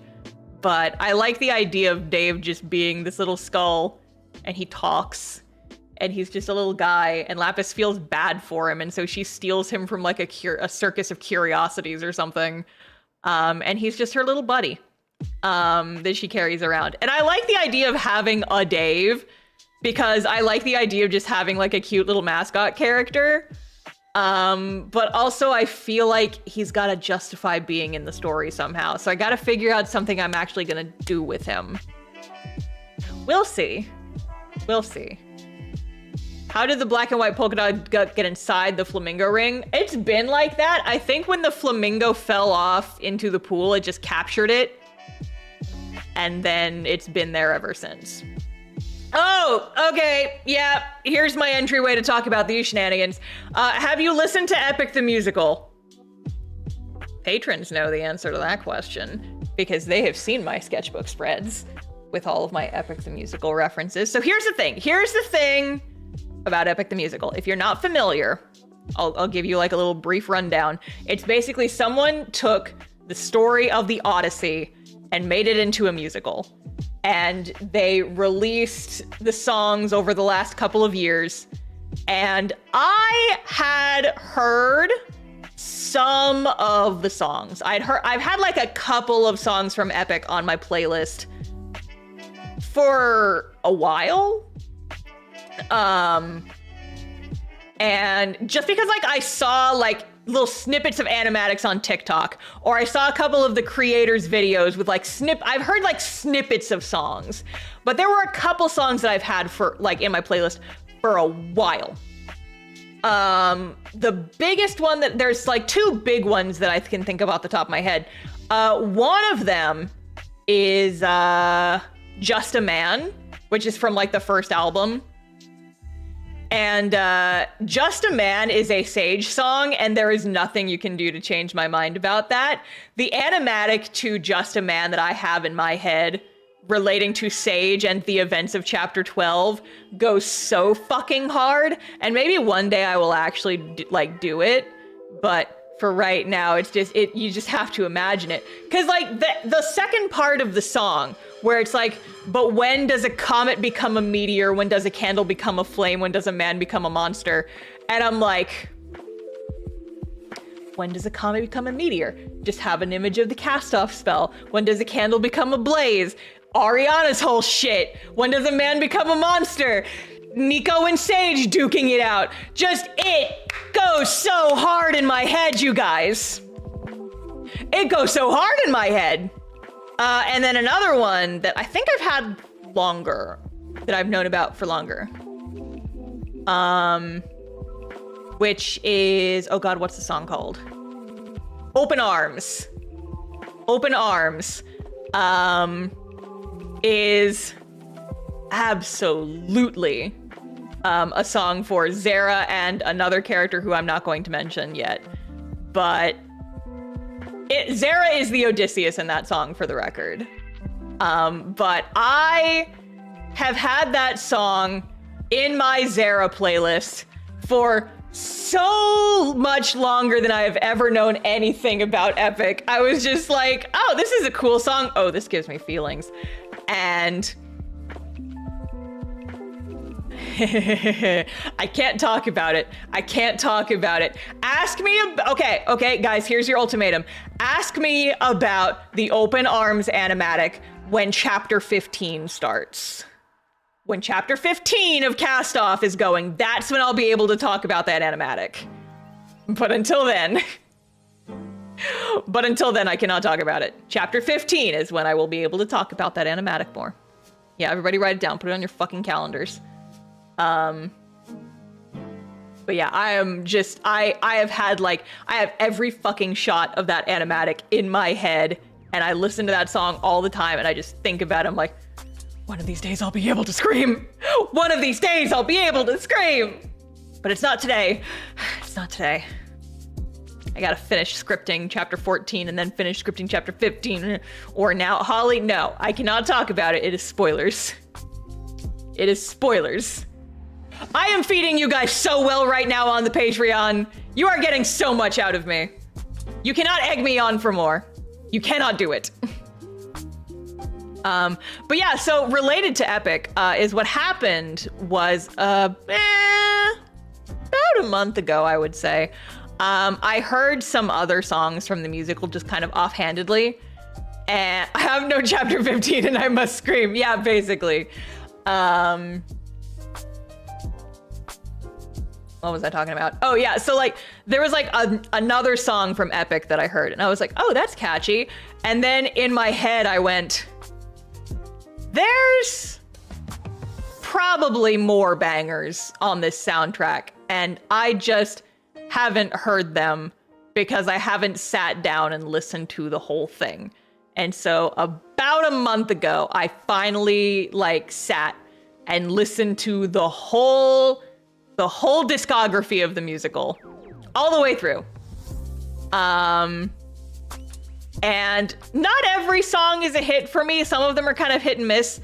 But there are a lot of bangers on that soundtrack, I gotta be honest. I'm not like crazy into the fandom or anything, and in fact, I really haven't watched any of the animatics even. I just listened to the songs. But let me tell you, I have been doing so much brainstorming for the Lapis novel while listening to select songs from the Epic the Musical soundtrack. And I think when the book comes out, you might be able to tell. It's one of those things where it's like, the personalities and tones of the songs and the characters don't really match up with their equivalents of my original characters for my novel, but their roles in the story do. To the point where it gives me the major brainworms. I will give you some examples. I will grab my list of liked songs from Epic. So let me see. So the villain in the Lapis novel, personality is entirely different. But insofar as like the stuff they do and the actions they take is very Poseidon. And so I've got like ruthlessness in here. I've got Get in the Water, I've got 600 Strike in there, and those are all songs I associate with my villain. Again, the personalities do not match up. The type of songs do not match up. But it gives me a lot of brainworm fodder as I am thinking about, like my villain. Less so in the first part, but a lot of the songs in like the second half of the story, Odysseus is very Laz-coded. Specifically, the second half of 600 Strike is like the perfect Lazuli song. Holy shit, it's so good. The way it has changed my brain chemistry. I think of all the songs, this one's probably the one I've listened to the most. Get in the Water and 600 Strike both, specifically the end half of 600 Strike, both of them are very just like, oh my God. Oh my God. Like that whole ending bit, but also like Get in the Water just like over and over again. It's like, okay, a little treat for you guys who've stayed all the way through this entire stream. Little treat, little bitty thing for you guys. Talking about my villain for the Lazuli novel, or the Lapis and Lazuli novel. I've talked about how every character kind of has, there's like multiple different magic systems that are kind of intertwined in the story. One of the magic system is called, right now the temporary title is called Learned Magic. Milo, please don't jump up on my computer. Please don't jump on my computer. You don't need to be up there. So there's Learned Magic. And that's basically that everyone in this universe has the potential to be a D&D wizard. If you magic is like math. You can study it, and you can become a wizard. Like everyone has that potential. Everyone can learn magic and use it as they so choose, but it's kind of complicated to use it that way. So everyone has the potential to be a wizard, but most aren't because it's complicated. But then there's also a second magic system that I've been calling gifted magic, where basically everyone has superpowers. And each person's individual magic has its own set of like limitations and drawbacks and things it's good at and things it can't do. And so every single person has like a slightly different thing that they can do with their magic. Walk Eating, thank you for the super chat. I appreciate it. Thank you. Kind of like Cast Off, yeah, but instead of just like the specific group of main characters, it's everybody in the universe. So I'll give you some examples. Like I have one character who has like wind abilities. So she can have like very limited flight. She can use wind. She can like use it to her advantage. She can make the wind blow in certain directions. She can do a lot of stuff with it. but she can't use it when she's underground because there's not enough airflow, and she can't really use it to fly. She can just kind of like lift. She can use it to jump higher, but she can't really use it to fly indefinitely. That kind of thing. And then I have a character whose entire ability is he can make auditory illusions. Like he can't do anything visual, but he can make like perfect simulacrums of like any sound that he has ever heard. Just stuff like that. And it's like, it has its own set of limitations, but it's like stuff, sometimes it's stuff that learned magic can do, and sometimes it's stuff that learned magic can't do. It just really depends on each person. My villain has her own gifted magic, and she's basically Lelouch from Code Geass. Like, the exact set of abilities she has are slightly different, but for the most part, she can give people orders and they have to follow them, essentially. And so, knowing that, listening to the song Get in the Water, where the villain in this scenario is repeatedly, you know, telling the main character, get in the water, so I can fucking kill you, get in the water. And knowing that I am kind of implanting that song into the perspective of the villain from my story, who literally compels people to do things by speaking to them. Like, she compels people with the spoken word. It's very good. It's very powerful, and I'm just like, yes. Yes. Do you get it? Do you see? Can you hear the brainworms? Hello?